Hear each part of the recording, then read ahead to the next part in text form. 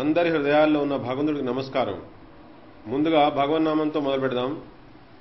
జయ జయ రాధారమణ హరి బోల్, జయ జయ రాధారమణ హరి బోల్, జయ జయ రాధారమణ హరి బోల్,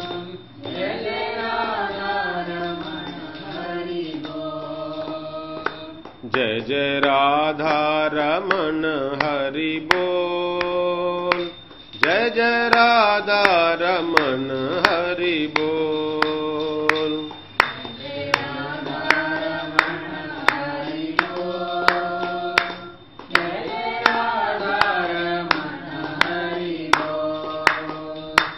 जय जय राधारमण हरि बोल, जय जय राधारमण हरि बोल, जय जय राधारमण हरि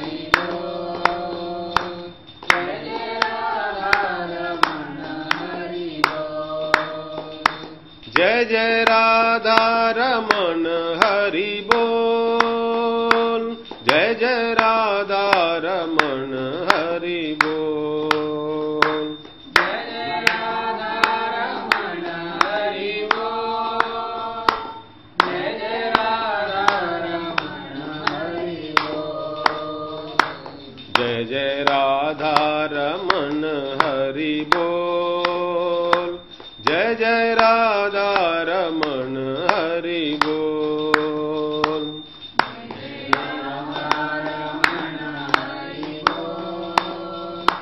जय जय राधारमण हरि बोल, जय जय राधारमण हरि बोल, जय जय राधारमण हरि बोल, जय जय राधारमण हरि बोल, जय जय राधारमण हरि बोल।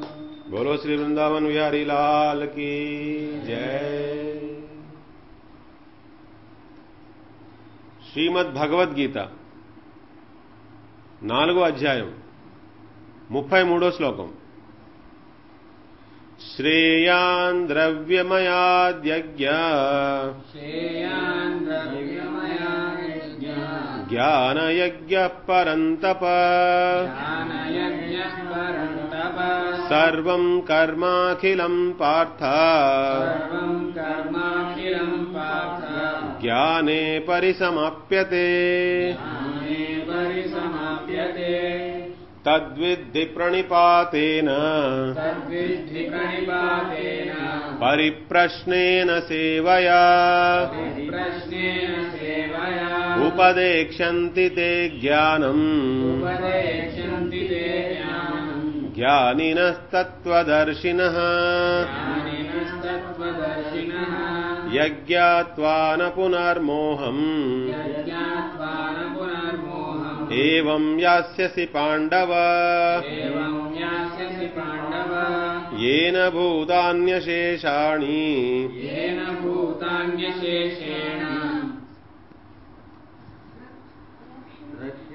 द्रक्ष्यस्यात्मन्यथो मयि अपि चेदसि पापेभ्यः सर्वेभ्यः पापकृत्तमः सर्वं ज्ञानप्लवेनैव व्रजिनं सन्तरिष्यसि यथैधांसि समिद्धोऽग्नि भस्मसात् कुरुतेऽर्जुन ज्ञानाग्नि सर्वकर्माणि भस्मसात् कुरुते तथा न हि ज्ञानेन सदृशम् पवित्रमिह विद्यते तत्स्वयं योगसंसिद्धः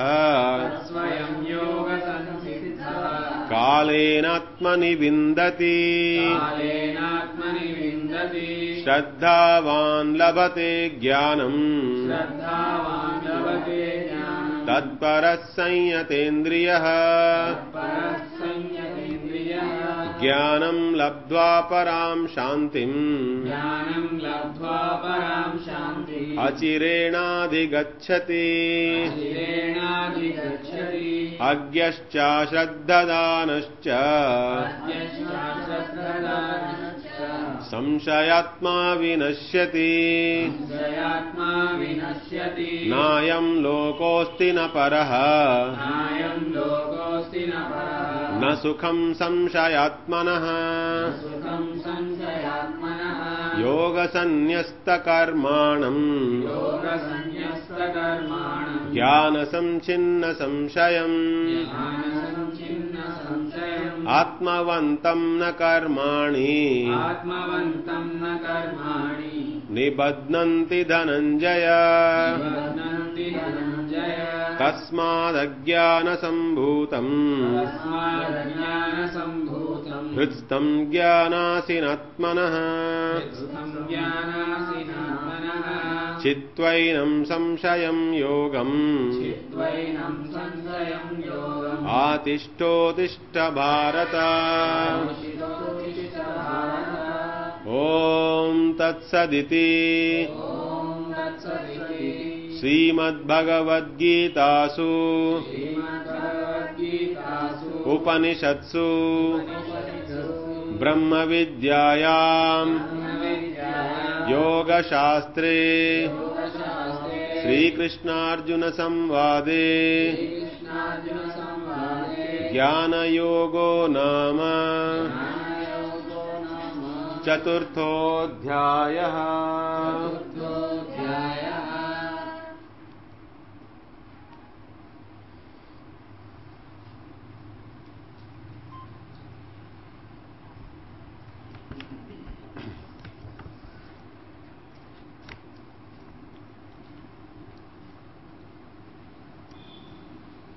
ఇంతకు ముందు అనేక రకాల యజ్ఞాల గురించి మనం చెప్పుకున్నాం. ఇంద్రియ వస్తువుల్ని అనుభవించడానికి ఇంద్రియ వస్తువుల్ని ఇంద్రియాల్ని కలిపేయడం ఒక యజ్ఞం. ఇంద్రియ వస్తువుల నుంచి వేరవడం కోసం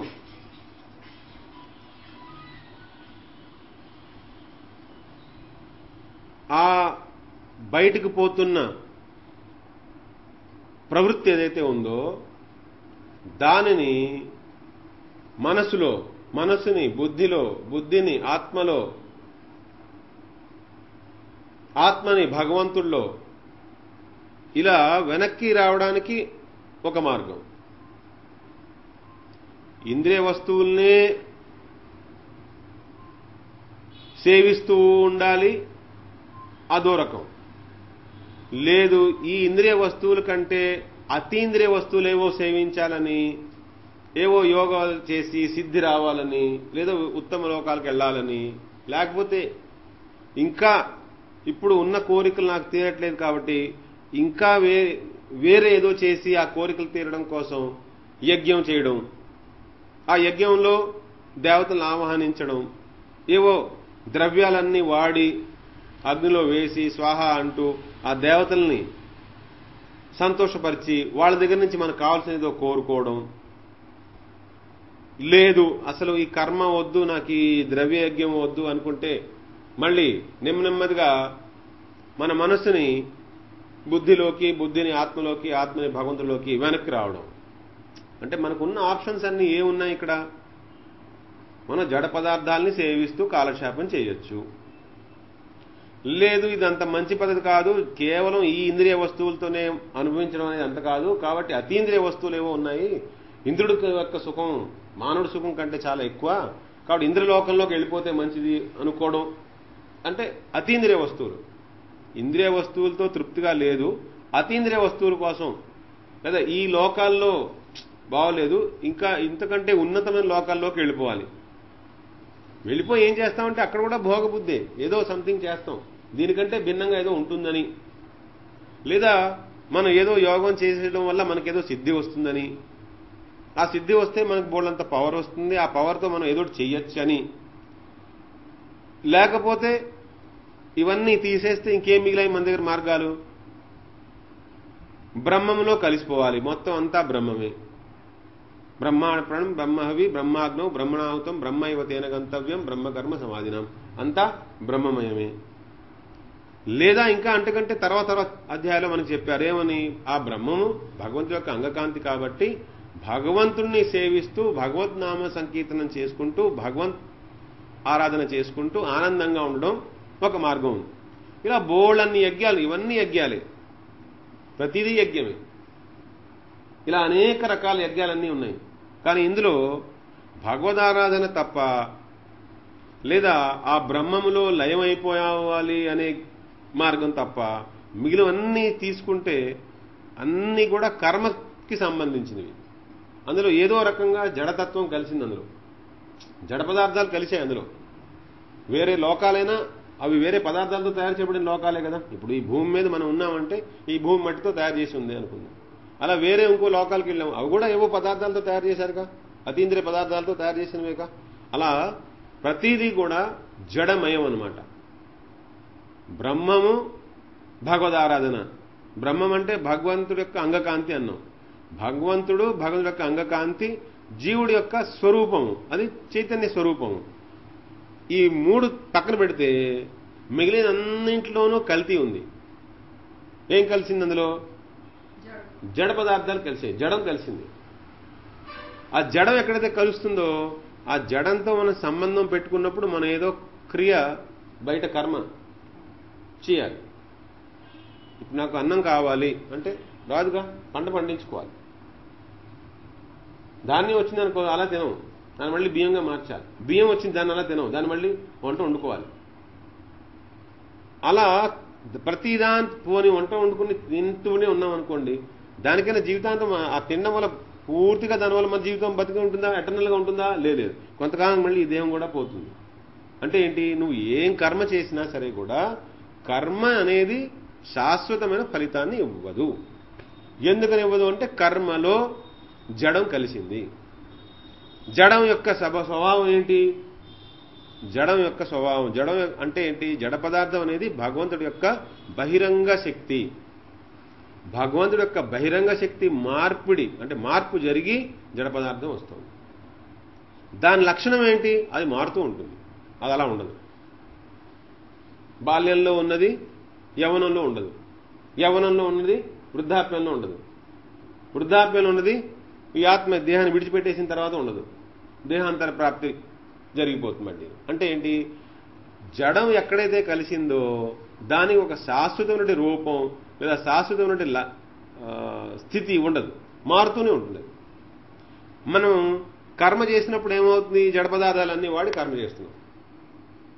మన సంబంధం అంతా జడంతో పెట్టేశాం అనుకోండి, మన చైతన్య స్వరూపులమై ఉండి బ్రహ్మమునో పరమాత్మనో భగవంతుడినో పట్టుకోకుండా భగవంతుడి యొక్క బహిరంగ శక్తి అయినటువంటి జడ పదార్థాలని పట్టుకుంటే ఆ పట్టుకునే కార్యక్రమంలో జడం దూరింది కాబట్టి మనం చేసే కర్మ యొక్క ఫలితం ఎప్పుడూ శాశ్వతం కాదు.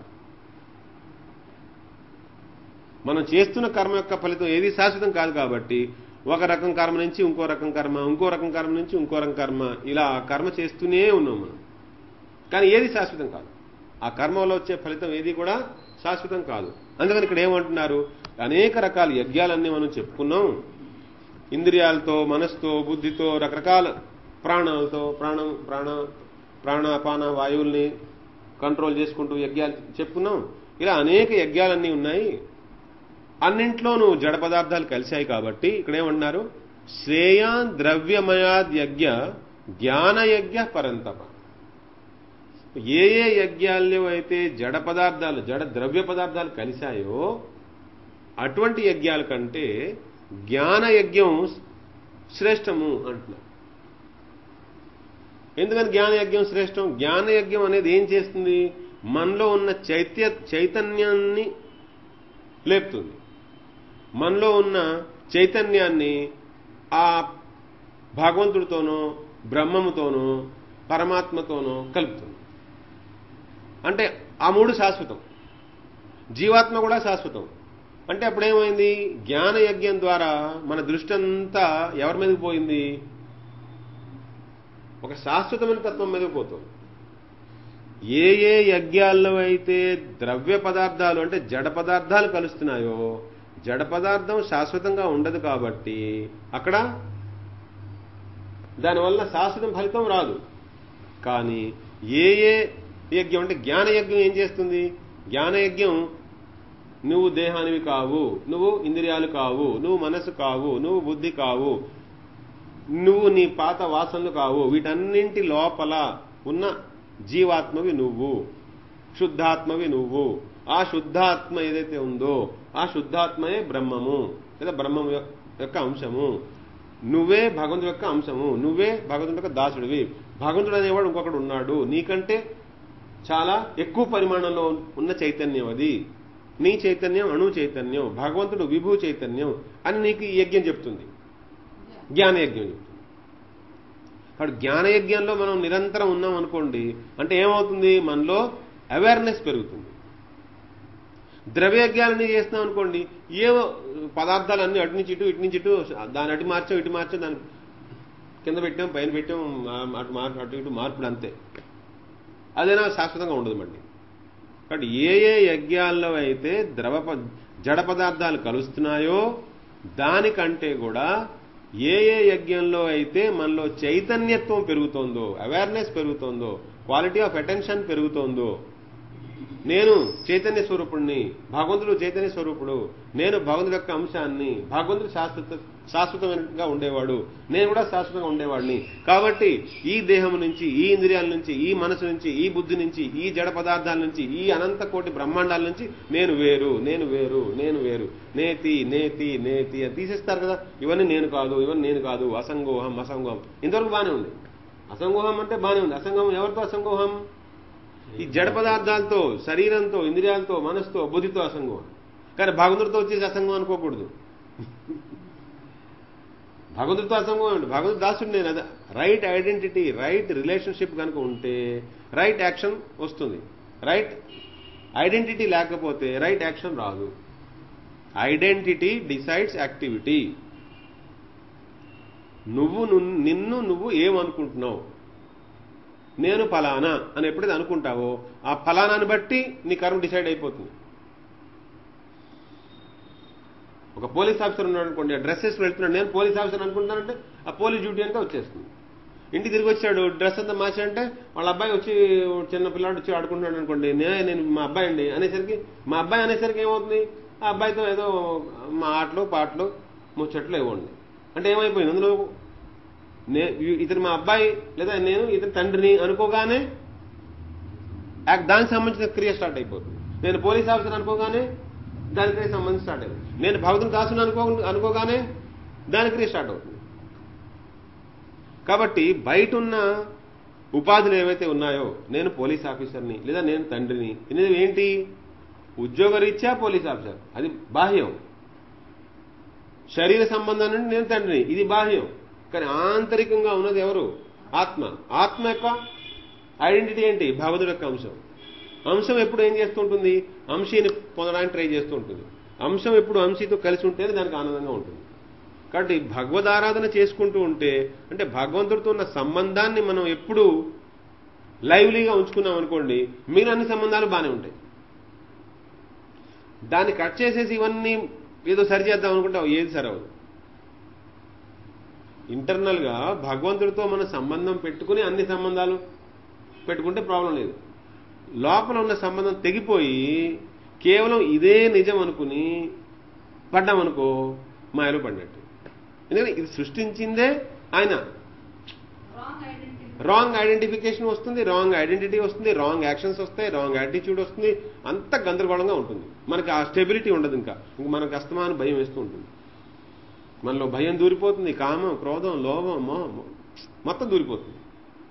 కాబట్టి మోస్ట్ ఇంపార్టెంట్ పాయింట్ ఏంటి, భగవంతుడితో మనకున్న సంబంధాన్ని ఎప్పుడు మనం దాంట్లో కాస్త దీపం వెలిగిస్తూ ఉండాలి. ఆ సంబంధంలో ఎలా దీపం వెలిగిస్తావు? నామస్మరణ చేసుకో, భగవదారాధన పాడుకో, ఏం లేదు, కమసుకొచ్చి నమస్కారం పెట్టు. అదొక రెన్యువల్, అప్లికేషన్ రెన్యువల్ అనమాట. నీ బుక్ ఉంటుంది కదా, ఆ బుక్ రెన్యువల్ అనమాట. నమస్కారం పెడితే ఏంటి? బుక్ రెన్యూడ్ అంటే ఇప్పటికిప్పుడు ఫ్రెష్గా నమస్కారం పెట్టుకున్నాం, ఇప్పుడే పెట్టాం నమస్కారం, రెన్యువల్ అనమాట అది. ఎప్పటికీ మధ్యలో నమస్కారం పెట్టాం, లేదా నామస్మరణ చేసుకున్నాం.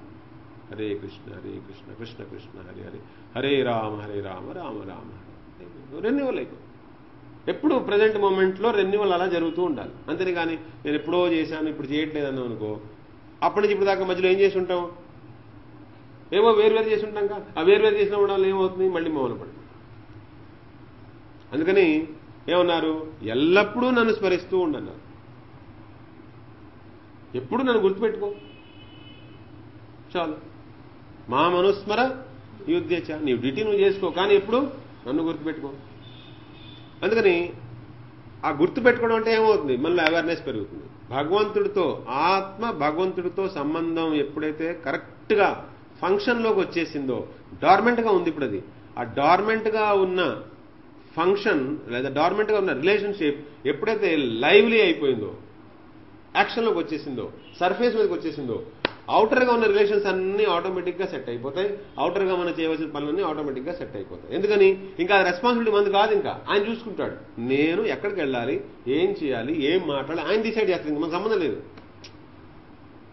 ఇంకా నేను చేస్తున్నాను అనే భావన కూడా ఇంకా అవసరం ఉండదు. అప్పుడు ఆయనే చేయించుకుంటాడు. ఆయనకి ఏం కావాలో మనం ఆయన సరెండర్ అయిపోయాం కదా, ఆయనకి ఏం కావాలో ఆ ప్లేస్లోకి మనం తీసుకెళ్తాడు. మన చేత ఏం చేయించాలనుకుంటున్నాడో ఆయన చేయించుకుంటాడు. మనం ఏం చేయాలి?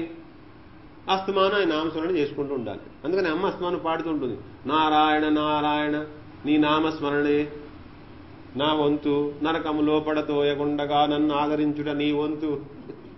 అంటే నారాయణ నారాయణ నిన్ను స్మరించడమే నా పని.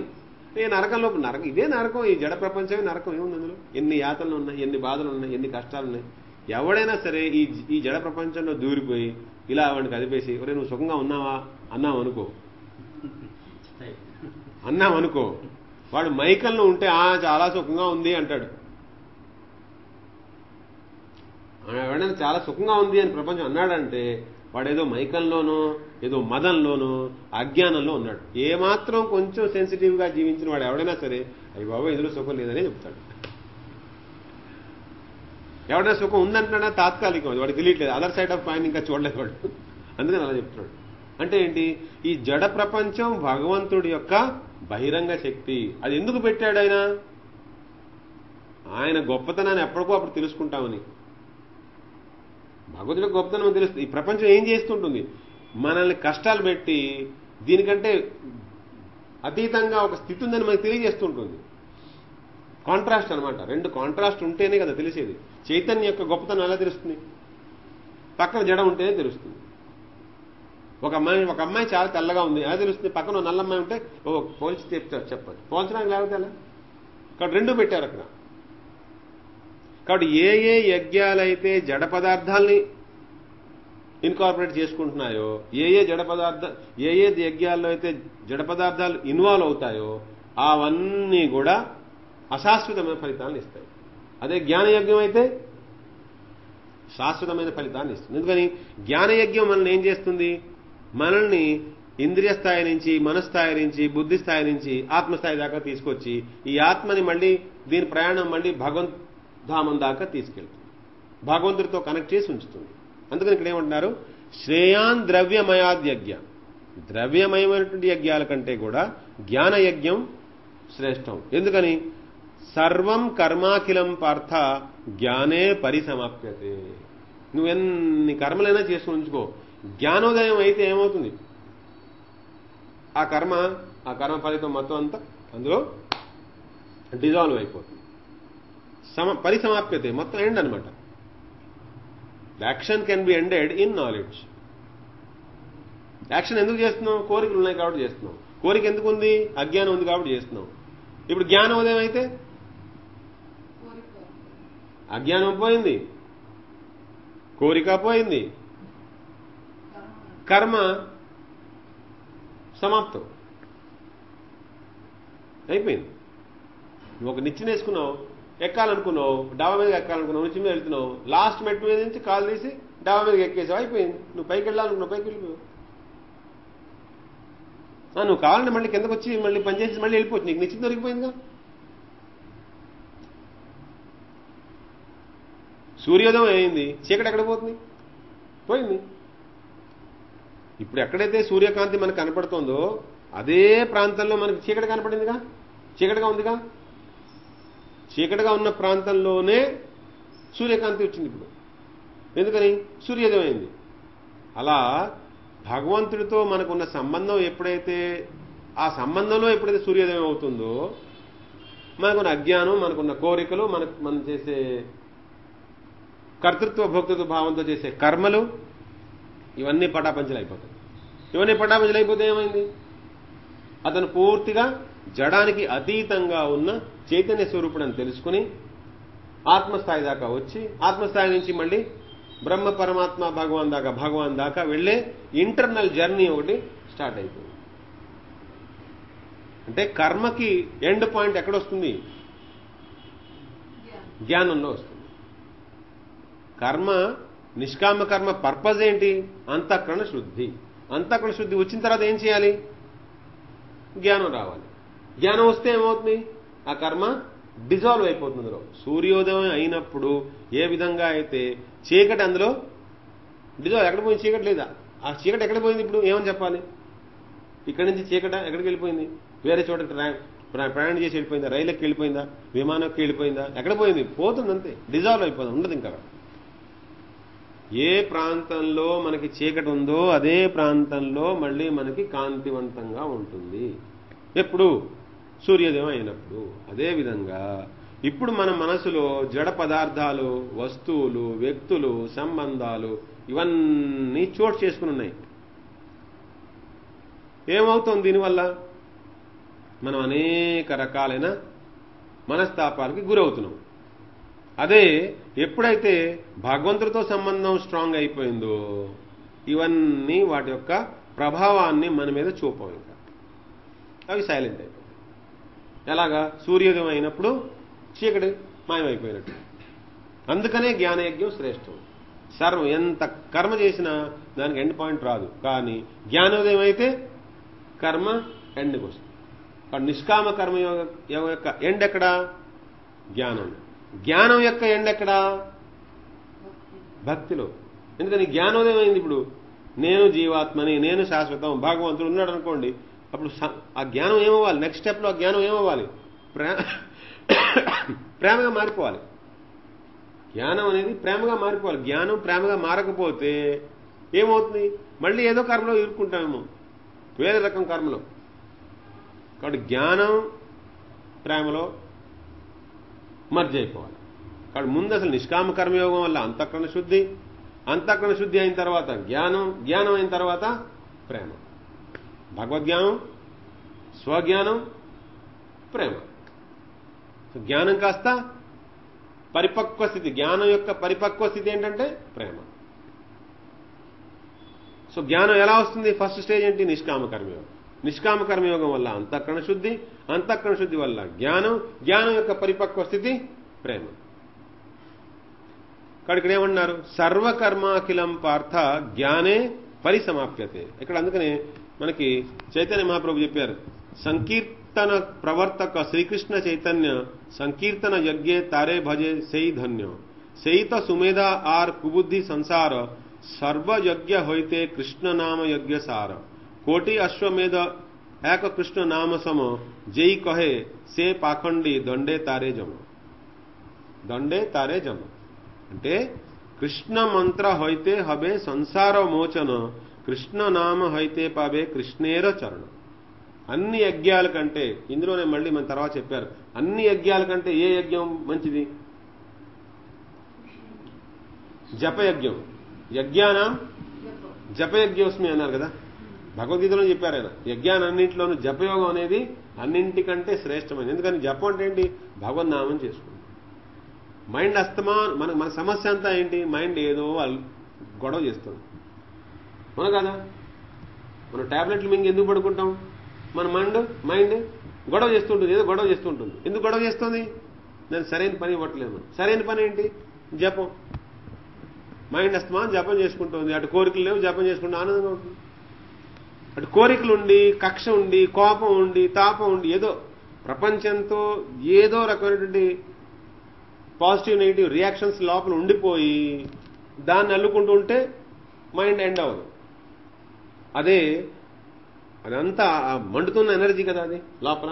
ఆ మండుతున్న ఎనర్జీ నెమ్మదిగా మనం దాన్ని రీడైరెక్ట్ చేసేసి మొత్తం అంతా కరిగిపోయాయి. కర్పూరం ఆర్తిస్తాం కదా, ఆర్తిస్తుంటే మనమేమో కర్పూరం ఇచ్చాం, నిప్పు నెమ్మదిగా కాలిపోయింది. అది భగవంతుడికి ఆర్తి ఇచ్చినప్పుడు అలా మనలో ఉన్న ఆ నెగటివ్ టెండెన్సీస్, నెగటివ్ ఇమోషన్స్ ఏవైతే ఉన్నాయో అవన్నీ కూడా భగవంతుడికి ఆర్తి ఇచ్చాం అనుకోండి, అయిపోయింది, ఖాళీ అయిపోయింది. అప్పుడు హాయిగా జపం చేసుకోవచ్చు. అందుకే ఇక్కడ ఏమన్నారు? కృష్ణ మంత్ర అయితే హవే సంసార మోచనం. ఆ కృష్ణనామ చేసుకుంటూ చేసుకుంటూ చేసుకుంటే ఏమవుతుంది? సంసారం నుంచి మోక్షం వచ్చింది. ఎందుకని? ఏ మనసు అయితే సంసార గొడవలన్నీ అల్లుతోందో అదే మనసు కదా జపం చేసేది.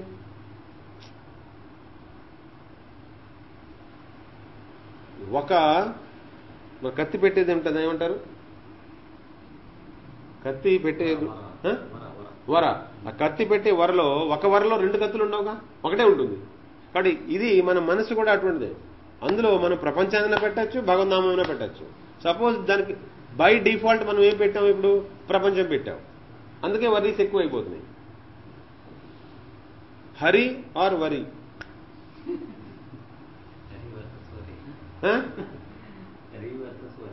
హరి వర్సెస్ వరి. హరిని పెడితే వరి పోతుంది, హరిని తీసేస్తే వరి వెంటనే వచ్చేస్తుంది. హరి అంటేనే అసలు హరణ కర్ణే వాలా, హరించువాడు. అంటే మనలో ఉన్న ఆ నెగటివ్ ఎమోషన్స్ ఏమవుతాయని హరిస్తాడు ఆయన. ఆయన పిలవగానే ఆయన ఈ ఇదంతా మొత్తం పోయింది. చూడండి, చెక్ చేసుకోండి. చక్కగా నామ సంకీర్తన చేసుకున్నాం, ఓ కీర్తన పాడాం, ఇమీడియట్ గా మైండ్ పోయింది, మొత్తం ప్రపంచం పోయింది, ద్వేషం పోయింది, కోపం తాపాలు అన్నీ పోతాయి, ఏం మిగలవు ఇంకా. అందుకే ఇక్కడ ఏమన్నారు? కృష్ణ మంత్ర హైతే హవే సంసార మోచనం, కృష్ణనామ హైతే పావే కృష్ణేర చరణం. భగవన్నామం చేసుకున్నావు, భగవత్ చరణాల దగ్గరికి వెళ్తావు, ప్రపంచం ఆటోమేటిక్గానే ఊడిపోయింది. ఏ మనసుతో అయితే నువ్వు అస్తమాను గతం భవిష్యత్తు నా ప్రపంచం, నా లోకం, నా జీవితం, నా అని సౌండ్ వస్తుందో, ఈ సౌండ్ని ఆపి నేను మంత్రం చేసుకున్నాను, హరే కృష్ణ కృష్ణ కృష్ణ హరే హరే హరే రామ రామ రామ హరే. ఏ మనసు అయితే ఇందాక నా సాగదీసి ఎప్పటికీ తీరని సమస్యలను క్రియేట్ చేస్తోందో అదే మనసు హరే కృష్ణ కృష్ణ కృష్ణ హరే హరే హరే రామ రామ రామ హరే హరే అంటే 2 ఒకే మనసు చేస్తుంది. 2 మనసులు లేవు మన దగ్గర. మనసులు 2 లేవు. కానీ ఆత్మ జడ వస్తువులతో సంబంధం పెట్టేసుకుంది కాబట్టి ఆ జడ వస్తువులన్నీ మనసులు దూరిపోయాయి. ఇప్పుడు భగవత్ సంబంధం పెట్టుకుని భగవన్నామం చేసుకున్నాం అనుకోండి, ఏమవుతుంది? ఆత్మ అంతా భగవద్మయం అవుతుంది. భగవద్ధామానికి వెళ్లే మార్గం ఓపెన్ అవుతుంది. సంసార బంధనం పోతుంది, భగవత్ చరణాల దగ్గరికి చేరుతాం. సో మనకి మార్గం ఏంటన్నమాట? ఇప్పుడు ఈ కలియుగంలో మార్గం ఏంటి మన దగ్గర? నామ సంకీర్తన, హరినామ కృష్ణనామ సంకీర్తన, హరినామ సంకీర్తన. నామ సంకీర్తనం వల్ల మాత్రమే మనం ఈ నామ సంకీర్తనం అనేది ఆ పడవ అనమాట. ఈ భవసాగరంలోంచి దాటడానికి మార్గం ఏముంది మన దగ్గర? భవసాగరంలోంచి దాటడానికి మార్గం హరినామ సంకీర్తనం. కృష్ణనామ హైతే పవే కృష్ణేర చరణం, కృష్ణ మంత్ర హైతే హవే సంసార మోచనం, కృష్ణనామ హైతే పవే కృష్ణేర చరణం. అంటే భగవన్నామం ఏం చేస్తోంది? 2 పనులు చేస్తోంది. ఒకటి, ప్రపంచాన్ని నుంచి మోక్షాన్ని ఇప్పిస్తోంది. భగవద్ధామంలోకి తీసుకెళ్లి భగవత్ చరణాలతో కట్టుపెట్టేస్తుంది. సేఫ్ అయిపోయింది, మన ప్రాబ్లం సాల్వ్ అయిపోయింది. ఇంకా అనవసరం ఉత్తమ లోకాలకు వెళ్లే పని లేదు, ఏవేవో సిద్ధులు సంపాదించే పని లేదు. ఇంకా ఇక్కడ ఈ ప్రపంచంలోనే ఏదో తినేయాలి, తాగేయాలి, ఏదో ఎంజాయ్ చేసేయాలి, ఏదో చేసేయాలి, ఇంకా ఏదో చేసేయాలి, ఇంకా ఆ భ్రమలన్నీ పోయాయి. మాయా మోహం అన్ని పటాపంచలేదు. కేవలం అంటే ఇప్పుడు రాముల వారు ఒక్క బాణం వేస్తే ఫినిష్ అయిపోయింది, రామబాణం లాంటిది అనమాట. అలాగా ఇక్కడ నామ సంకీర్తనం అనేది జరుగుతూ ఉంటే, ఎల్లప్పుడూ నామ సంకీర్తనం జరుగుతూ ఉంటే అంతకంటే గొప్ప యజ్ఞం ఏమీ లేదు. కాబట్టి నామ సంకీర్తనమే అన్నింటికంటే గొప్ప యజ్ఞం అనమాట.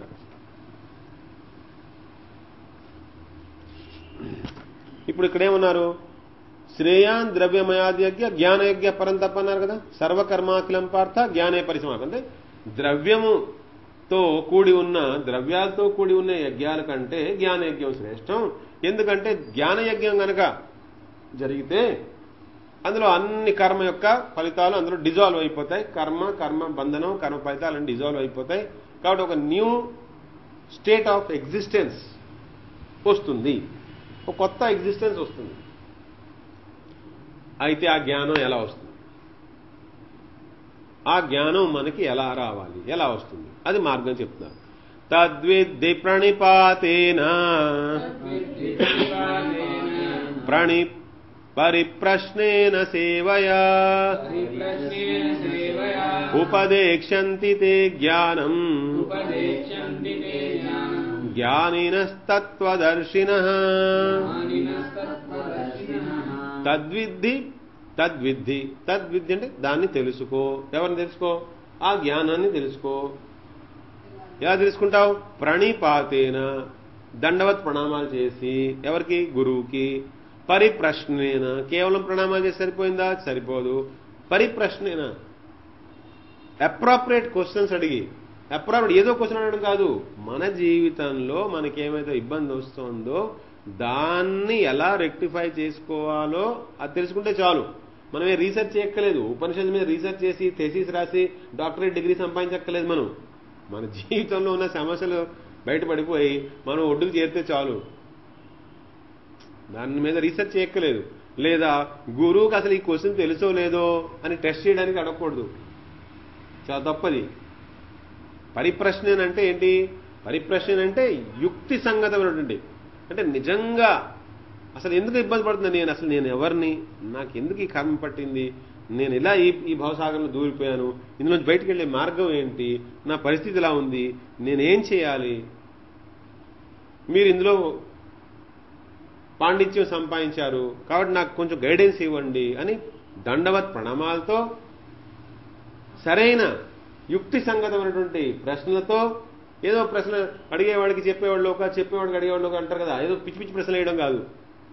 పైగా అసలు ఒక ప్రశ్న వేసినాడు అంటే, ఒక స్టూడెంట్ ఒక ప్రశ్న వేశాడంటే ఆ టీచర్ దానికి ఆన్సర్ చెప్పాడంటే దాన్ని ఇంప్లిమెంట్ చేసుకుని మార్చేసుకోవాలి. అంతేనే కానీ అదే ప్రశ్న తిప్పి తిప్పి తిప్పి తిప్పి అడగకూడదు, అది వేస్ట్. అదే ప్రశ్న తిప్పి తిప్పి తిప్పి తిప్పి స్టూడెంట్ రోజు అడిగి అసలు ఇంప్లిమెంటేషన్ ఏమీ లేక, మార్పు ఏమీ లేక, ఉన్న స్థానం నుంచి ఉన్న స్థానానికి వెళ్లే ప్రయత్నం ఏమీ లేక, ఎందుకు అలా చేయకూడదు. ఎప్పుడు కూడా జెన్యున్ డౌట్తో వెళ్ళాలి. కరెక్ట్ ఆన్సర్ రిసీవ్ చేసుకున్నాక మనలో మార్పు తెచ్చుకుని ఇమీడియట్గా హైయర్ లెవెల్కి వెళ్ళాలి. అది ఇంటరాక్షన్ అనమాట. ఇప్పుడు దాంతో ఇంటరాక్షన్ జరగదు. టీచర్తో ఇంటరాక్షన్ జరగడం వల్ల మనకు అప్లిఫ్ట్మెంట్ రావాలి. నేను టీచర్తో ఇంటరాక్ట్ అవుతాను కానీ అప్లిఫ్ట్మెంట్ ఏం లేదు అంటే ఏం ఇంటరాక్ట్ అయినట్టు అంటే ఏదో అందులో ద్రవ్యం కలిసింది, అది ద్రవ్యజ్ఞం అయిపోయింది, సంభవం ద్రవ్యజ్ఞం అయిపోయింది, జ్ఞానయజ్ఞం అవలే. తద్విద్ధి ప్రణిపాతేన. ప్రణిపాతేన అంటే దండవత్ ప్రణామాలు ఎందుకు పెట్టారు? అహంకారం లేకుండా. గురువుకి మనం నమస్కారం పెడితే ఏమవుతుంది? మన అహంకారం పోతుంది. ఎవరి దగ్గర నుంచి నేను జ్ఞానాన్ని పొందుతున్నాను, అసలు వాళ్ళకంటే కూడా నాకు ఎక్కువ తెలుసు అనుకుంటే ఇంకా జ్ఞానం అక్కడికి వెళ్ళడం ఎందుకు అసలు? అందుకని ఏమన్నా ప్రణిపాతేన అంటే ఫిజికలీ సబార్డినేట్గా ఉండి, యాటిట్యూడ్ అనమాట, అంటే అహంకారం పోవడం కోసం. పరిప్రశ్నేన సరైన ప్రశ్నలు అడిగి, యుక్తి సంగతమైనటువంటి, నిజంగా నేను చాలా ఇబ్బంది పడుతున్నాను, నా లైఫ్ని అప్లిఫ్ట్ చేసుకోవడానికి గైడెన్స్ ఇస్తే బాగుండు, ఈ గైడెన్స్ దొరికిన తర్వాత నేను పైకి వెళ్తాను. పరిప్రశ్నేన సేవయ, సేవించి గురువుని సేవ చేయాలి. ఎందుకని సేవ చేస్తే ఏమవుతుంది? మన ఇమోషనల్ బ్యాలెన్స్ వస్తుంది. మనకి గురువుకి సేవ చేస్తే మనకి ఇమోషనల్ బ్యాలెన్స్ వస్తుంది. పరిప్రశ్న మనకి ఇంటలెక్చువల్ బ్యాలెన్స్ వస్తుంది. దండవత్ ప్రణామం చేస్తే ఫిజికల్ డిసిప్లిన్ వస్తుంది. అక్కడ physical discipline, intellectual question satisfy చేసుకున్నాం, ఇమోషనల్లీ రిలేటెడ్. సేవ అంటే ఎవరిని సేవిస్తాం మనం? వాళ్ళ మీద గౌరవం, వాళ్ళ మీద ప్రేమ, ఆప్యాయత ఉంటే మనం వాళ్ళని సేవిస్తాం. ఇప్పుడు గురువు మీద గౌరవం, ఆప్యాయత, ప్రేమ సేవిస్తాం అనుకోండి, డెఫినెట్గా ఒక డ్రై సోల్ కంటే ఒక లవింగ్ సోల్లా తయారయ్యేమో లేదా? మనం ఒక రిలేషన్షిప్, ఒక సంబంధం ఏర్పడిందిగా, గురువుతో ఒక సంబంధం ఏర్పడింది. ఒక స్వీట్నెస్, ఒక రిలేషన్షిప్లో ఒక స్వీట్నెస్ వచ్చింది. సో అలా ఈ 3 లక్షణాలు ఎవరిలో అయితే కనపడుతుంటాయో గురువు కూడా ఏమవుతుంది, ఆటోమేటిక్గా వాడి మీద ఎక్కువ ప్రేమ వచ్చేస్తుంటుంది. అలా కాదు నాన్న, ఇలా చేసుకోవాలా అని ప్రేమగా చెప్తారు. ఇంకా ఈ 3 జరగాలి. ఏమండి? ప్రణిపాతేన, పరిప్రశ్నేన, సేవయ. మనమేమో వెళ్తే అలా ఉంటాం అనుకోండి. గురువు దగ్గరికి అవును ఇదంతంట బ్రహ్మమన్నా పరమాత్మ ఒకటేనంట, ఎలాగండి? పద్ధతి, అడిగే పద్ధతి. భగవంతుడు ఉన్నాడా? మీరు చూసారండి ఎప్పుడు?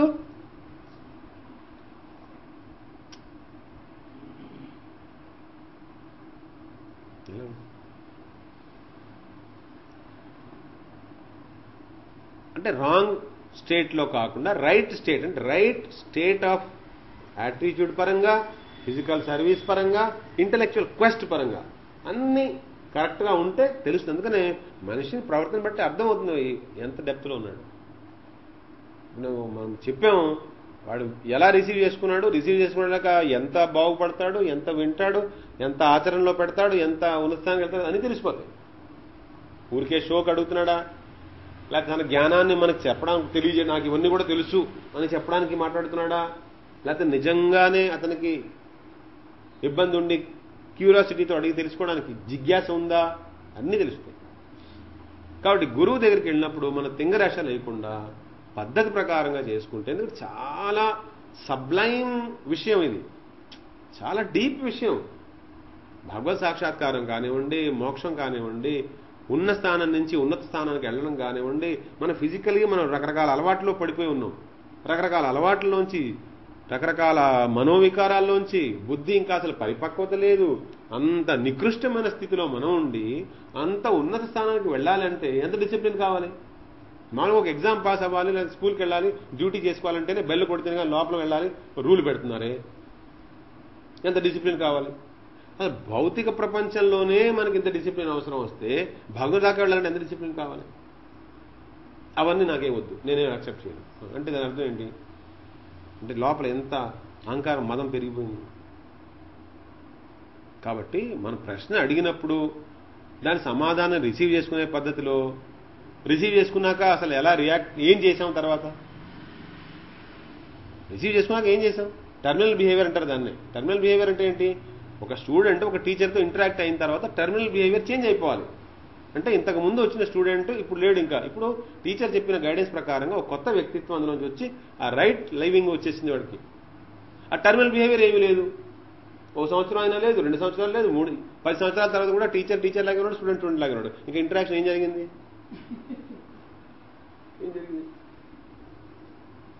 10 సంవత్సరాల క్రితం నా మైండ్లో ఏం డౌట్లు ఉన్నాయో ఇవాళ కూడా అవే డౌట్లు. 10 సంవత్సరాల క్రితం నేను ఎలాంటి ఆచరణ ఉందో ఇవాళ కూడా అదే ఆచరణ. కానీ ఏంటంటే నేను పలానా గురువు శిష్యుడినండి, నా గురువుకి అవమానం, ఈయనకు అవమానం కదా.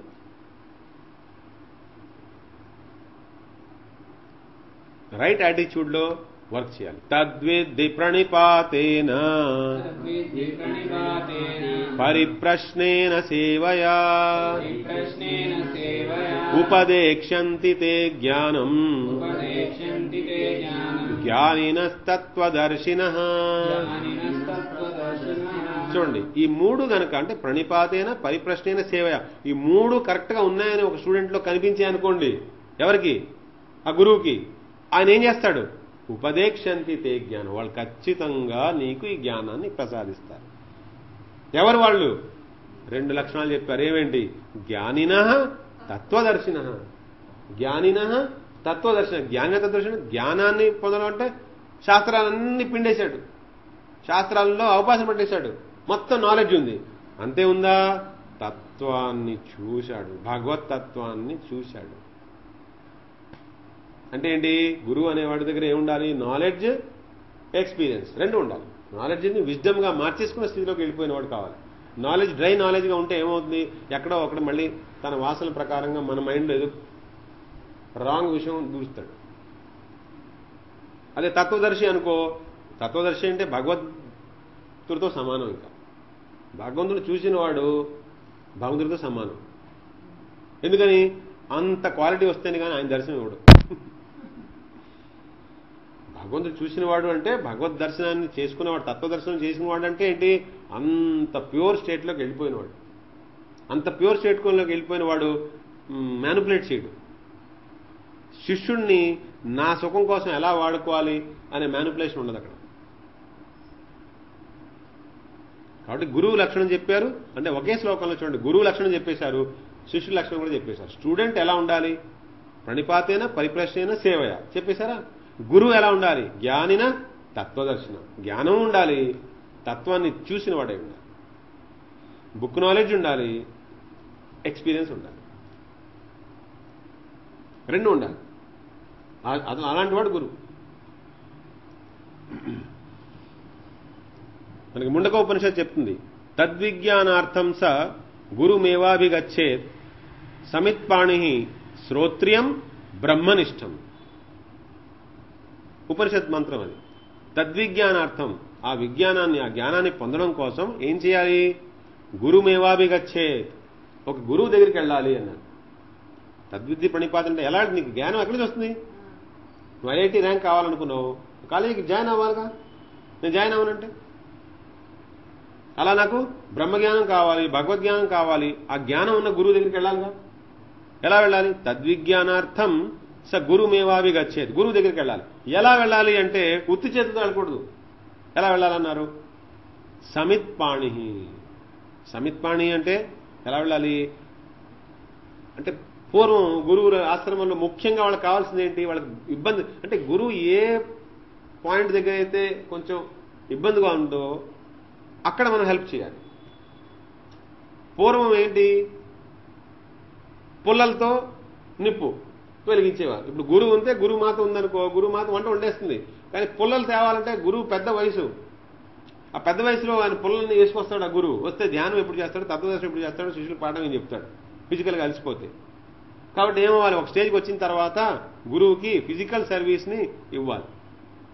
మరి ఫిజికల్ సర్వీస్ ఇవ్వాలంటే ఏమో, రోజు కావాల్సింది ఏంటి, ఇంధనం అనేది అందరికీ రోజు వాడే వస్తువు కదా ఇంట్లో. ఆశ్రమం, గురువు ఆశ్రమంలో ఏముండాలి, శిష్యులందరికీ కూడా గురుమాత వండి పెడుతుంది. మరి పుల్లలు కావాలిగా. అందుకని సమిత్పాణి అంటే యజ్ఞానికి సంబంధించినవి, యజ్ఞానికి సంబంధించిన సమిత్పాణి కావచ్చు, లేదా వంట వండుకోవడానికి కావాల్సినవి పట్టుకెళ్ళాలి.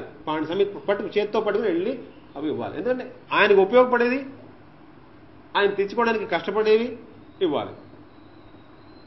మరి మనం ఇప్పుడు అందరూ పుల్లలు వాడట్లేదుగా, అయితే అమ్మయ్య పుల్లలు వాడట్లేదు ఇప్పుడు చేతులు వెళ్ళకూడదు కాదు. ఇప్పుడు ఏమి ఇవ్వాలి, డబ్బులే ఇవ్వాలి. ఎందుకని, గురువు కూడా డబ్బుల కోసమే ప్రయత్నం చేయడం మొదలుపెట్టాడు అనుకో, ఆ జ్ఞానాన్ని ఎలా పంచుతాడు, ఆయన కూడా డబ్బు గురించి ఆలోచిస్తాడుగా, ఉద్యోగం గురించి ఆలోచిస్తాడు కదా, 9 to 5 ఆలోచిస్తాడు ఆయన కూడా, అప్పుడు ఇంకా అవైలబుల్గా ఉండడుగా. అందుకని సద్గురువు ఉన్నప్పుడు సరైన గురువుకి మనం డబ్బులు ఇవ్వాలి. ఇస్తే ఏమవుతుంది, ఆయన జీవన విధానం నడుస్తుంది, ఈజీ అవుతుంది. ఇవ్వలేదనుకో మనం ఎక్కడికి వస్తాయి, ధనం కావాలిగా, ఎలా వస్తాయి అంటే సమయాన్ని బట్టి మారుతాయి అన్నమాట. ప్రాసెస్ అదే, రిలేషన్షిప్ అదే. అందుకే ప్రేమగా ఇవ్వాలి.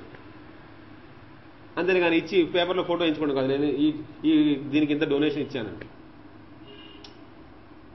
అంటే గురువుకి ఏదైతే నిత్య అవసరమో, కానీ దాన్ని మీద కనుక ఆయన దృష్టి పెడితే ఆయన మొత్తం మళ్ళీ మెయిన్ ట్రాక్ నుంచి డివేట్ అయిపోయే అవకాశం ఉందో, అలాంటి ఇబ్బంది ఉన్న చోట దగ్గర మనం ఏమైనా చేయగలిగితే చేయాలి. అందుకని ఇక్కడేమో ఏమన్నారు, పూర్వం అయితే సమిత్పాణి అంటే అక్కడ పుల్లలు ఇవ్వమన్నారు, లేదా యజ్ఞానికి కావాల్సిన సమిధ పుల్లలు కానీ లేకపోతే వంటకి కావాల్సినవి కానీ ఇవ్వమన్నారు. ఇక్కడ మనం ఇప్పుడేంటి ఏం చేయాలి, ఈ కాలంలో మనం ఇస్తే ఏం ఇవ్వాలి, ధనం ఇవ్వాలి. లేకపోతే ఇంకేమైనా ఆయనకి ఏదైతే అవసరం ఇస్తే ఆయన ఇంకా బాగా జనాలకు ఉపయోగపడతారో అటువంటి సర్వీస్ ఏదైనా చేయాలి అనమాట. అంటే ఫ్రీగా తీసుకోవాలనుకోకూడదు, ఏదో something, give something, show your respect and love and take knowledge from him, అలా ఉండాలి. తద్విజ్ఞానార్థం స గురుమేవాభిగచ్చేత్ సమిత్పాణి, చేతిలో పట్టుకుని వెళ్ళాలి. పాణి అంటే చేతిలో పట్టుకుని వెళ్ళాలి. ఆయన ఎలా ఉండాలి, ఏ గురువు దగ్గరికి వెళ్ళాలి, శ్రోత్రియం బ్రహ్మనిష్టం. శ్రోత్రియం, శృతి మంత్రాలన్నీ తెలుసు. శృతి అంటే ఉపనిషత్తులు, వేదం, భగవద్గీత, మంత్రాలు అన్నీ తెలుసు, సారాంశం అంతా తెలుసు. అన్నీ తెలిసిన తర్వాత ఇంద్రియ సుఖాల కోసము లేకపోతే ఇతర లోకాల్లోకి వెళ్ళిపోయే కార్యక్రమాల్లోనో లేకపోతే మ్యానిపులేటివ్ ప్రాసెస్లోనో జనాల్ని మోసం చేసే ప్రాసెస్లోనో బిజీగా ఉండకుండా ఎలా ఉండాలి అతను? బ్రహ్మనిష్టం. బ్రహ్మనిష్టం, ఆ బ్రహ్మం యందు నిష్ట కలిగి, భగవంతుడి యందు నిష్ట కలిగి ఉన్నవాడే ఉండాలి. అంటే ఏంటి? గురువు యాటిట్యూడ్ కూడా చెప్పేశారు అక్కడ. సపోజ్ స్టూడెంట్ నాకు ఓ 1,00,000 రూపాయలు పట్టుకొచ్చి ఇచ్చాడు గురువుకి.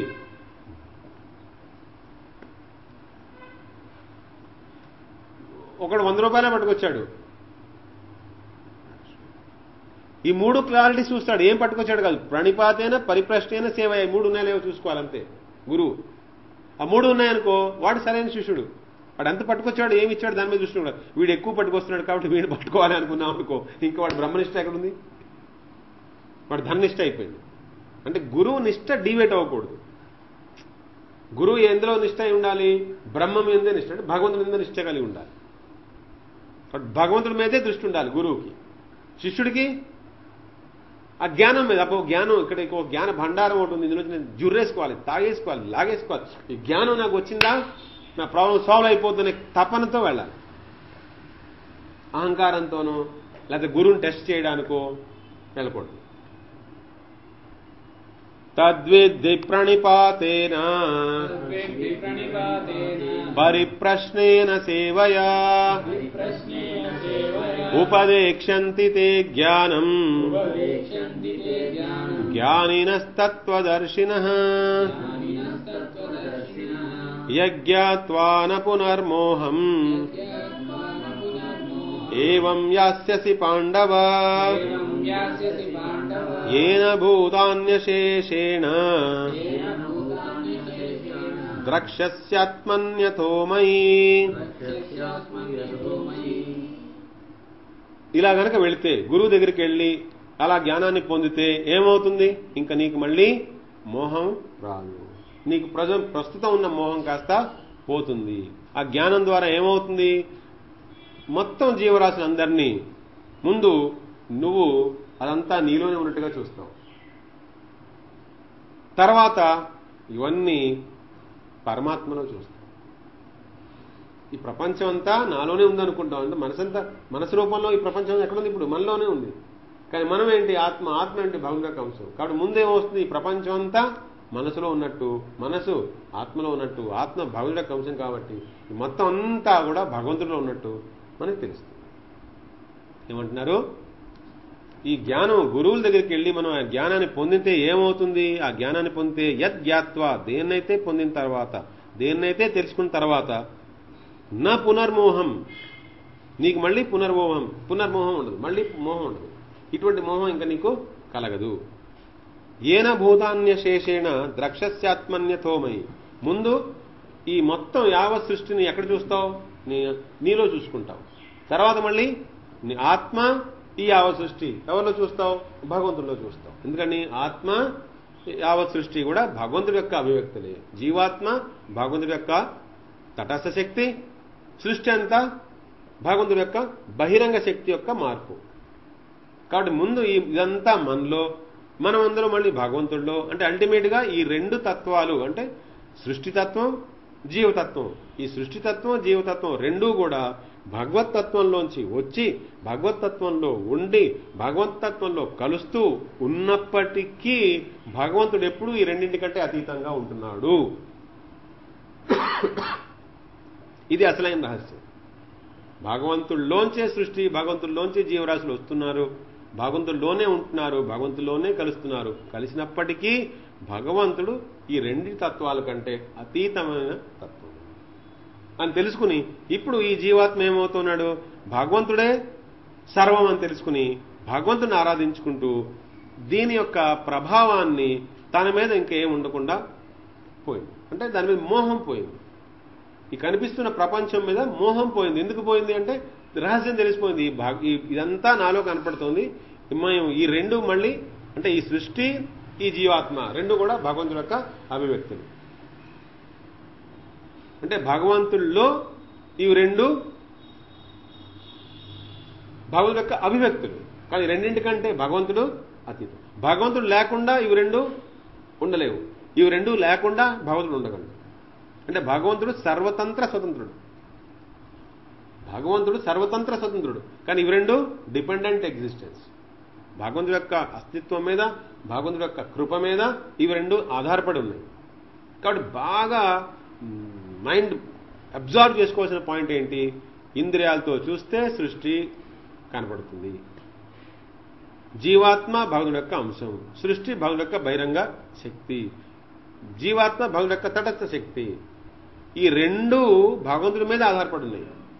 భగవంతుడు లేకుండా ఇవి రెండు లేవు, కానీ ఇవి రెండు లేకపోయినా భగవంతుడు ఉంటాడు. అంటే మూడు కాలాల్లోనూ అన్ని చోట్ల సర్వత్ర సర్వదా ఉన్నది ఎవరు? మూడు కాలాల్లోనూ అన్ని చోట్ల ఉండేది ఎవరు? భగవంతుడే. కానీ భగవంతుడి యొక్క మాయ వల్ల మనకి ఈ సృష్టి మనకి అనుభవంలోకి వస్తూ ఉంటుంది అని ఎవరైతే బాగా మననం చేసుకున్నారో, దాన్ని నిధిధ్యాసం చేసుకున్నారో, నెమ్మదిగా ఏమవుతుంది? ఈ సృష్టి కనపడినప్పటికీ వాడికి అబ్బా భగవంతుడే ఉన్నాడు, భగవంతుడి యొక్క అభివ్యక్తి అని వాడు బాగా స్ట్రాంగ్ అయిపోయింది మైండ్. కాబట్టి అతని దృష్టిలో ఇంక భగవంతుడే కనపడుతుంటాడు, ఇంక మోహం పోయింది. ఇది బాగా నలగాలి, ఇది చాలా డీప్ కాన్సెప్ట్. ఇది భగవంతుడు ప్రేమించండి అంతే, జగత్తును ద్వేషించే మానక్కలే. భగవంతుడు ప్రేమించడం మొదలు పెడితే ఆ ద్వేషం పోతుంది. సో ముగ్గురు ఇలా కనపడుతున్నప్పటికీ ఉన్నది సారమైన వస్తువు ఒకటే. ముగ్గురు ఎవరెవరు? సృష్టి, జీవుడు, భగవంతుడు. మూడులా కనపడుతున్నాయి, కానీ నిత్యము సర్వత్రము ఉన్నది ఎవరు? భగవంతుడు మాత్రం. అంటే మనలో ఉన్న ప్రపంచం పరిస్థితి ఏంటి? అదే ఇక్కడ ఏం చెప్తున్నారు? ముందు మొత్తం అంతా నీలో చూసుకుని, ఆ తర్వాత ఆ ప్రపంచము ఈ ఆత్మ రెండూ కూడా నాలో అంటే భగవంతుడిలో పరమాత్మలో ఉన్నాయని నువ్వు తెలుసుకుంటావు. అది జ్ఞానం యొక్క గొప్పతనం. జ్ఞానం మనకి ఏం చేయిస్తుంది? ముందు ఈ ప్రపంచం దీని లక్షణం చెప్తుంది. ప్రపంచం ఏంటి? మారుతూ ఉంటుంది. జీవాత్మ శాశ్వతంగా ఉంటుంది, కానీ జీవాత్మకి లక్షణం ఏంటి? అది వస్తూ పోతూ ఉంటుంది. వస్తూ పోతే ఒక లోకం నుంచి ఇంకో లోకంలోకి, ఒక దేహం నుంచి ఇంకో దేహంలోకి వస్తూ పోతుంది, దూరుతూ బయటకు వస్తూ ఉంటుంది. అది దాంతో ప్రాబ్లం. భగవంతుడు ఎప్పుడూ భగవంతులాగే ఉంటాడు. బాహ్య ప్రపంచమేమో నశ్వరం అంటే అశాశ్వతం, జీవాత్మ శాశ్వతమే, కానీ దానికి దేహాంతర ప్రాప్తి ఉందిగా. ఒక దేహం నుంచి ఇంకో దేహంలోకి, ఒక లోకం నుంచి ఇంకో లోకంలోకి వెళ్తూ ఉంటుంది. అది దాని లక్షణం. కానీ భగవంతుడు ఎప్పుడూ ఒకేలా ఉంటాడు. మూడు కాలాల్లోనూ ఒకేలా ఉండేది భగవంతుడు. ఆ భగవంతుడే ఈ రెండింటికి మళ్ళీ ఆధారం. ఇది మళ్ళీ మళ్ళీ మళ్ళీ మళ్ళీ మళ్ళీ మళ్ళీ మననం చేసుకోగా చేసుకోగా చేసుకోగా చేసుకోగా ఏమొస్తుందంటే మన మైండ్కి బాగా పట్టేస్తుంది. ఏమని? మూడు కాలాల్లోనూ అన్ని స్థానాల్లోనూ ఉన్నది భగవంతుడు ఒక్కడే, బ్రహ్మం ఒక్కటే సత్యం. భగవంతుడు ఒక్కడే ఉన్నాడు, ఇంకేమీ లేదు. ఉన్నది ఏంటి? కనిపిస్తుంది. అయ్యో నాకేదో కనిపించింది, అదేదో మారిపోయింది, అయ్యో నాదేదో పోయింది, నాకేదో వచ్చింది, అదే జరిగిపోయింది, అయ్యయ్యో అయ్యయ్యో అబ్బో అమ్మో అయ్యో ఈ సౌండ్ వస్తుంది. ఈ సౌండ్ అంతా భగవంతుడు యొక్క బహిరంగ శక్తి క్రియేట్ చేసే మాయ వల్ల ఆ జడ ప్రపంచం మనకి కనపడడం, దాంతో మనం సంబంధం పెట్టుకోవడం, అహంకారం మమకారం పెట్టుకోవడం, ఈ అహంకారం మమకారం పెట్టుకోవడం వల్ల దాంట్లో వచ్చే మానసిక అలజడులు అన్నమాట అవన్నీ. కానీ వాస్తవానికి ఉన్నదేంటి? భగవంతుడు అక్కడే. జ్ఞానం మన చేత ఏం చేస్తుంది? ఆ కన్ఫర్మేషన్ తీసుకొస్తున్నమాట లోపల. అన్ని కాలాల్లోనూ అన్ని స్థానాల్లోనూ ఎల్లప్పుడూ ఒక్క భగవంతుడే ఉన్నాడు అనేది బాగా స్ట్రాంగ్ చేసేస్తుంది మైండ్కి. ఎప్పుడైతే స్ట్రాంగ్ అయిపోయిందో ఈ ప్రపంచం మీద ఇంకా మోసిపోయింది, మోహం పోయింది. అది జ్ఞానం యొక్క లాభం అన్నమాట. జ్ఞానం ఏం చేస్తుంది? మనకు క్లారిటీ ఇస్తుంది. ప్రపంచం అశాశ్వతం, జీవాత్మ శాశ్వతమే, కానీ దాని సరౌండింగ్ మార్చుకుంటూ ఉంటుంది. ఆ సరౌండింగ్ అంటే ఏంటి? దేహాన్ని మారుస్తూ ఉంటుంది, లోకాల్ని మారుస్తూ ఉంటుంది. ఈ దేహాల్ని లోకాల్ని మార్చినప్పుడు అనేక మంది మనుషులతో కానీ అనేక వస్తువులతో కానీ సంబంధం పెట్టుకుంటూ ఉంటుంది. ఆ సంబంధాల్లో నలిగిపోతూ ఉంటుంది, పచ్చడి పచ్చడి అయిపోతూ ఉంటుంది. అది జీవాత్మ లక్షణం. అదే జీవాత్మ భగవంతుడిని పట్టుకుంటే భగవద్ధామాన్ని చేరుకుంటుంది, శాశ్వతమైన ఆనందాన్ని పొందుతుంది. మరి భగవంతుడే ఈ సృష్టి యొక్క కారణం, భగవంతుడి యొక్క అంశమే ఈ జీవాత్మ. అంటే మొత్తం గేమ్ అంతా క్లియర్గా అర్థమవుతూ ఉంటుంది. జ్ఞానం మనకి ఏం చేస్తుంది? గేమ్ని క్లియర్గా అర్థమయ్యేలా చేస్తుంది. గేమ్ క్లియర్గా అర్థమైతే ఏమవుతుంది? బాగా ఆడతాం మనం. ఈ లైఫ్ గేమ్ మనకి క్లియర్గా కనపడితే ఏమవుతుంది? మనం ఇంకా బాగా ఆడతాం. అంతే. మోహం పోయింది. బాగా ఆడుతున్నాం అంటే అర్థం ఏంటి? మోహం పోయింది. మోహం పోవాలి. అందుకే ఇక్కడ ఏమంటున్నారు? ఏం జరుగుతుంది దానివల్ల? యజ్ఞాత్వ నా పునర్మోహం ఏవం యాస్యసి పాండవ. ఈ రకమైన మోహం నీకు ఇంకెప్పుడు రాదు పాండవ. ఓ పాండవ, నీకు ఇంక ఎప్పుడు ఎటువంటి మోహం రాదు. ఏం చేస్తే? ఆ విధంగా గురువు దగ్గరికి వెళ్ళి నువ్వు జ్ఞానాన్ని పొందితే. అలా జ్ఞానాన్ని పొందితే ఏమవుతుంది? ఈ సృష్టి మొత్తాన్ని ముందు ఆత్మలో, తర్వాత సృష్టిని ఆత్మని భగవంతుల్లో అంటే నాలో నువ్వు చూస్తావు. అన్నారు కదా, ద్రక్షస్యాత్మన్యతో మయి. మయి అంటే నాలో. ముందు ఆత్మలో చూశాడు. ప్రపంచం అంతా నాలో ఉంది. నిజమే కదా? ప్రపంచం అంతా నాలో ఉందంటే ఏంటి? నేను కాలేజీలో పనిచేస్తున్నా, కాలేజీ అంతా నా బుర్రలో దూరిపోతుంది. స్టాఫ్ అంతా నా బుర్రలో దూరిపోతున్నారు. నేను ఇంట్లో ఉంటున్నాను, అమ్మ నాన్న అక్క చెల్లి తమ్ముడు అందరూ దూరిపోతున్నారు. పెళ్లి చేసుకున్నారు, పిల్లకున్నారు, భార్య పిల్లలు అందరూ మనసులో దూరిపోయారు. ఇవన్నీ మనసులో ఎవరు పెట్టుకున్నారు? నువ్వే పెట్టుకున్నావు.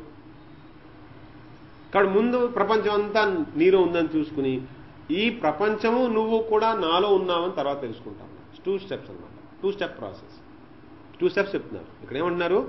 ఏన భూతాన్యశేషేణ ద్రక్షస్యాత్మన్యథోమయి. ముందు మొత్తం అంతా నీలో చూసుకుంటావు, తర్వాత ఇదంతా నాలో చూస్తావు. అంటే ఈ 3 విషయాల మీద బాగా మథనం జరగాలి. దాని మీద బాగా ఎక్సర్సైజ్ జరగాలి. అర్థం చేసుకోవాలి మైండ్. ఈ ప్రపంచం ఏంటి, నేను ఎవరిని, భగవంతుడు ఎవరు, ఈ బాగా నలగాలి. మొత్తం అసలు ఏం తీసుకున్నా, భగవద్గీత తీసుకున్నా, ఉపనిషత్తు తీసుకున్నా, బ్రహ్మసూత్రాలు తీసుకున్నా, భాగవతం తీసుకున్నా, అల్టిమేట్ గా ఇవే చెప్తున్నాయి. ప్రపంచం మారిపోతుంది, అశాశ్వతం. జీవాత్మ శాశ్వతం, కానీ స్థానాంతరణ ప్రాప్తి జరుగుతూ ఉంటుంది, దేహాంతర ప్రాప్తి జరుగుతూ ఉంటుంది, వస్తువు పోతూ ఉంటుంది, ఓ చోట నుంచి ఇంకో చోటకి వెళ్తూ ఉంటుంది, వస్తువులతో వ్యక్తులతో సంబంధాలు పెట్టుకుంటూ ఉంటుంది, అహంకార మమకారాలకి లోనవుతూ ఉంటుంది, రాగద్వేషాలకి, లాభ నష్టాలకి, జయాపజయాలకి, మానవమానాలకి లోనవుతూ ఉంటుంది, ఇబ్బంది పడుతూ ఉంటుంది, సుఖాన్ని అనిపిస్తున్నాను అనుకుంటూ ఉంటుంది, భ్రమలో పడుతుంది, మాయలో పడుతుంది, మోహంలో పడుతుంది. ఇలా జరుగుతూనే ఉంటుంది. ఇంద్రియ భోగాలకి లోనవుతూ ఉంటుంది, మళ్ళీ బయటకు వచ్చేయాలనుకుంటూ ఇలా జరుగుతూనే ఉంటుంది. భగవంతుడు త్రికాలేపి తిష్టతి. 3 కాలాల్లోనూ ఒకేలా ఉంటాడు. ఎందుకని? కాలాన్ని కూడా ఆయనే సృష్టించాడు. అంటే కాలానికి అతీతంగా ఉన్నవాడేక కాలాన్ని సృష్టించేది. భగవంతుడు కాలాన్ని సృష్టిస్తున్నాడు. అంటే భగవంత్ శక్తి అది కూడా. కాలం అనేది భగవంతుడి యొక్క శక్తి, మాయా శక్తిలో భాగం అది కూడా. అంటే ఏమైంది? భగవంతుడే కాలచక్రాన్ని నిర్మిస్తున్నాడు కాబట్టి భగవంతుడు ఎప్పుడు కాలచక్రానికి అతీతంగా ఉన్నాడు. మనం కూడా ఈ కాలచక్రాల నుంచి బయటికి రావాలంటే ఒకే ఒకడున్నాడు కాలచక్రానికి అతీతంగా, అతను భగవంతుడు. భగవంతుని పట్టుకుంటేనే మనం కాలచక్రాల నుంచి బయటికి రాగలం, లేకపోతే రాలు. పట్టుకునే మార్గం నామ సంకీర్తనం. పట్టుకునే మార్గం పట్టుకోవాలంటే సార్ బాగానే ఉంది, ఇది అక్కడ పట్టుకోవాలంటే కనపడట్లేదు కదా అక్కడ పట్టుకోవడానికి. మన కోసం అవతరించినది ఏంటి? భగవంతుడు మన కోసమే నామం రూపంలో, అంటే నామం పరంగా అవతరించాడు. ఇప్పుడు మన నాలిక మీద ఎప్పుడు భగవన్నామం చేసుకుంటూ ఉండడమే మనం చేయగలిగే పని. చేస్తే ఏమవుతుంది? నెమ్మదిగా ఆ నామం నుంచి రూపం, రూపం నుంచి గుణం నుంచి లీలలో, ఇవన్నీ నెమ్మదిగా ఒక సీక్రెట్ ఓపెన్ అయినట్టుగా ఓపెన్ అయి నెమ్మదిగా మనం మళ్ళీ భగవద్ధామాన్ని చేరుకుంటాం. అపిచేదసి పాపేభ్యః సర్వేభ్యః పాపకృత్తమః సర్వం జ్ఞానప్లవేనైవ వ్రజినం సంతరిష్యసి. ఇక్కడ చెప్తున్నారన్నమాట. ఒకవేళ నువ్వు చాలా జనరల్ గా మనం ఏం చేస్తాం? కొంచెం అసలు సిన్సియారిటీ లేదనుకో, ఇంద్రియ సుఖాల్లోనో మనోవికారాలను జీవించే అలవాటు బాగా హ్యాబిట్ స్ట్రాంగ్ అయిపోయింది అనుకో, నువ్వెవడివి నాకు చెప్పేది, నాకు తెలుసులే, నా జీవితాన్ని ఎలా నడుపుకోవాలి నాకు తెలుసులే, నువ్వు చెప్పక్కలేదు, వినక్కలేను, తప్పించేసుకుంటాం. మాత్రం కొంచెం ఏమైనా కొంచెం మంచి సెన్సిటివిటీ ఉంటే జనరల్గా మనం ఇచ్చే ఎక్స్క్యూజ్ ఏంటి అంటే, నాకు కుదరదండి, నేను చాలా పాపాత్మునండి, నేను చాలా పాపాలు చేశానండి, నాకు ఈ ఉన్నతమైన మార్గాలు ఎలా కనపడతాయని మనం తప్పించుకుంటాం కదా. అందుకని ఏమంటారు? చాలా పాపాలు చేసున్నా పర్వాలేదు, జ్ఞానం వల్ల అన్నీ పోతాయన్నారు. సర్వం కర్మాఖిలం అన్నారు కదా. జ్ఞానే పరిసమాప్యతే. కాబట్టి జ్ఞానం వల్ల నువ్వు ఇంతకుముందు పాపాలు చేసున్నా సరే కూడా నీ జ్ఞానాన్ని పొందడం వల్ల నీకు మోక్షం వస్తుంది, లేదా నువ్వు దాని నుంచి బయటపడిపోతావు, దాటేస్తావు.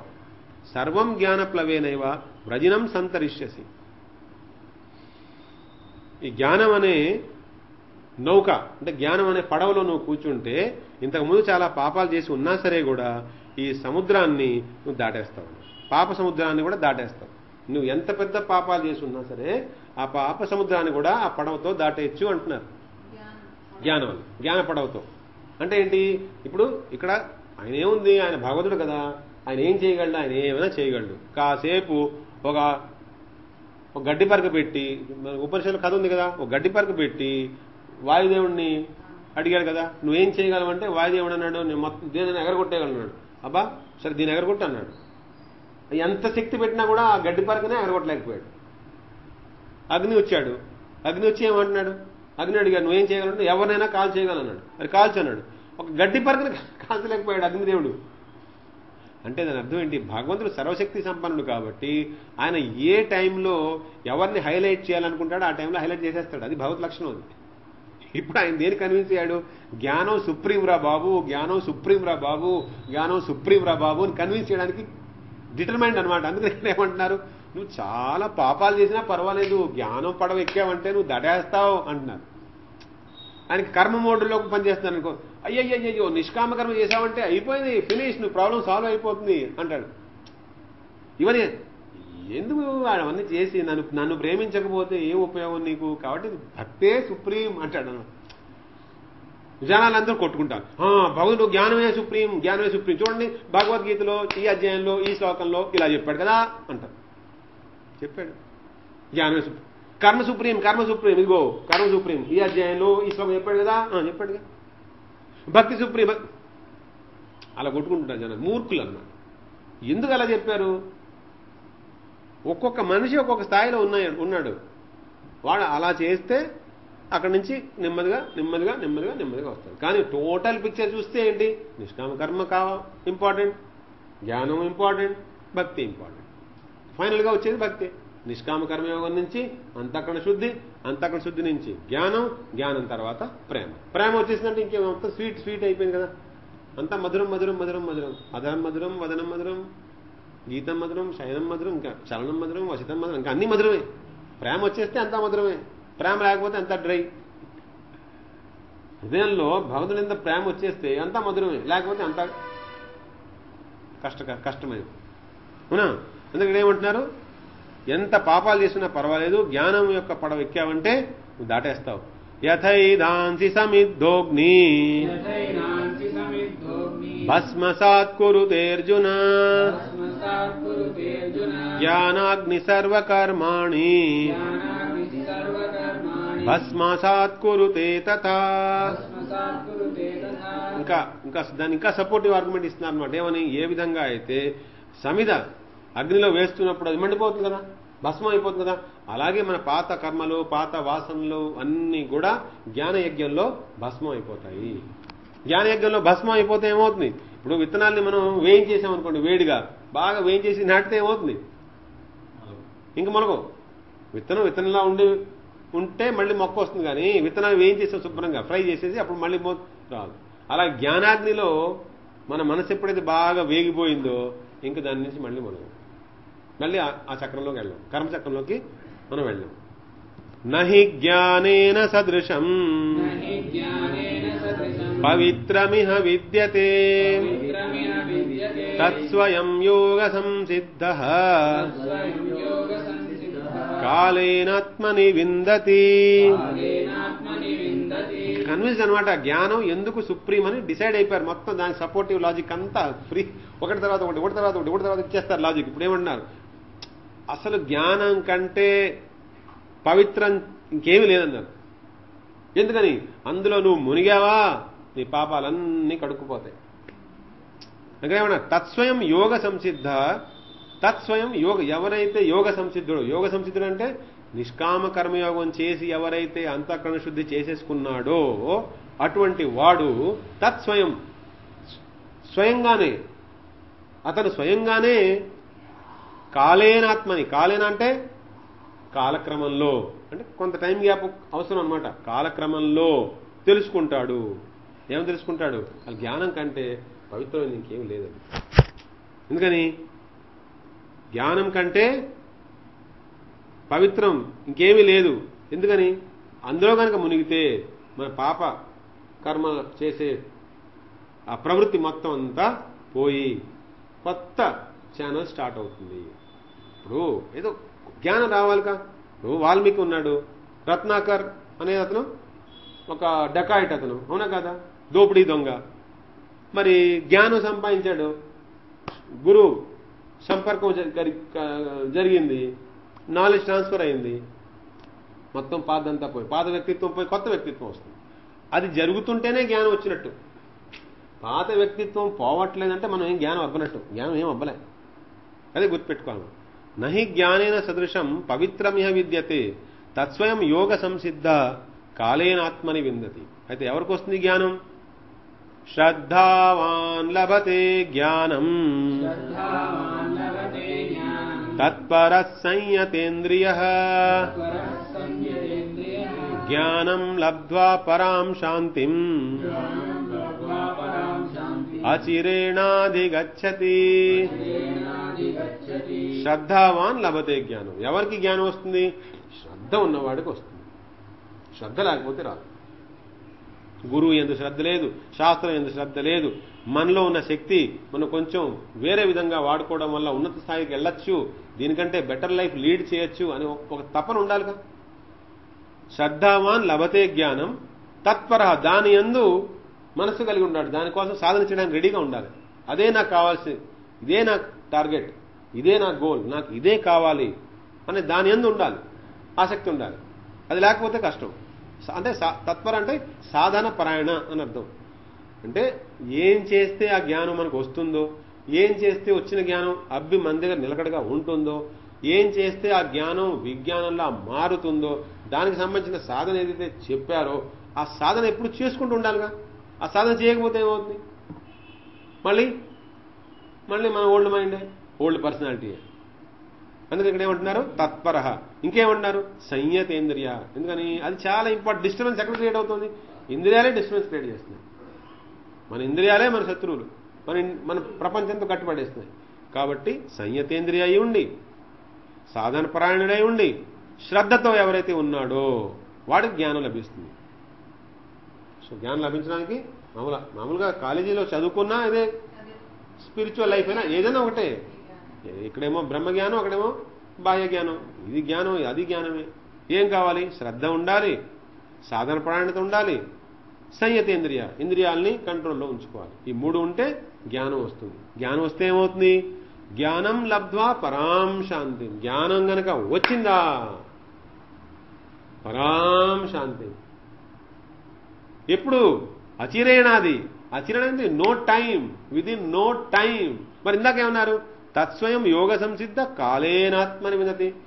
అంటే ఇందాక నిష్కామ కర్మయోగం చేసిన వాడు అంతఃకరణ శుద్ధి చేసుకున్నాక కాలక్రమంలో వాడికి జ్ఞానం వస్తుంది అన్నారా? ఇక్కడ అలా అనట్లేదు.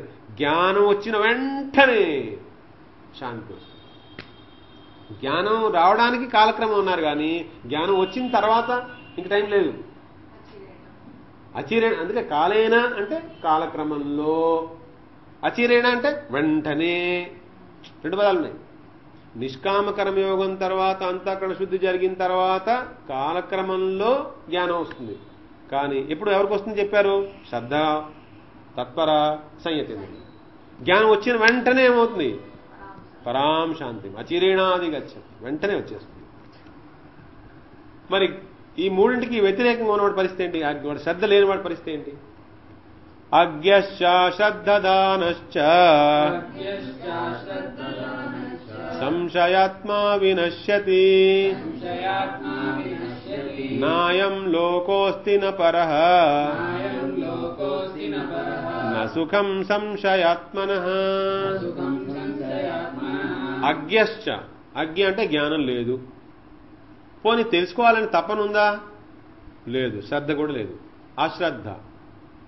సరే, ఇంకా సపోజ్ చెప్పినా విన్నా నేర్చుకున్నా ఏం మిగిలిపోతున్నాయి?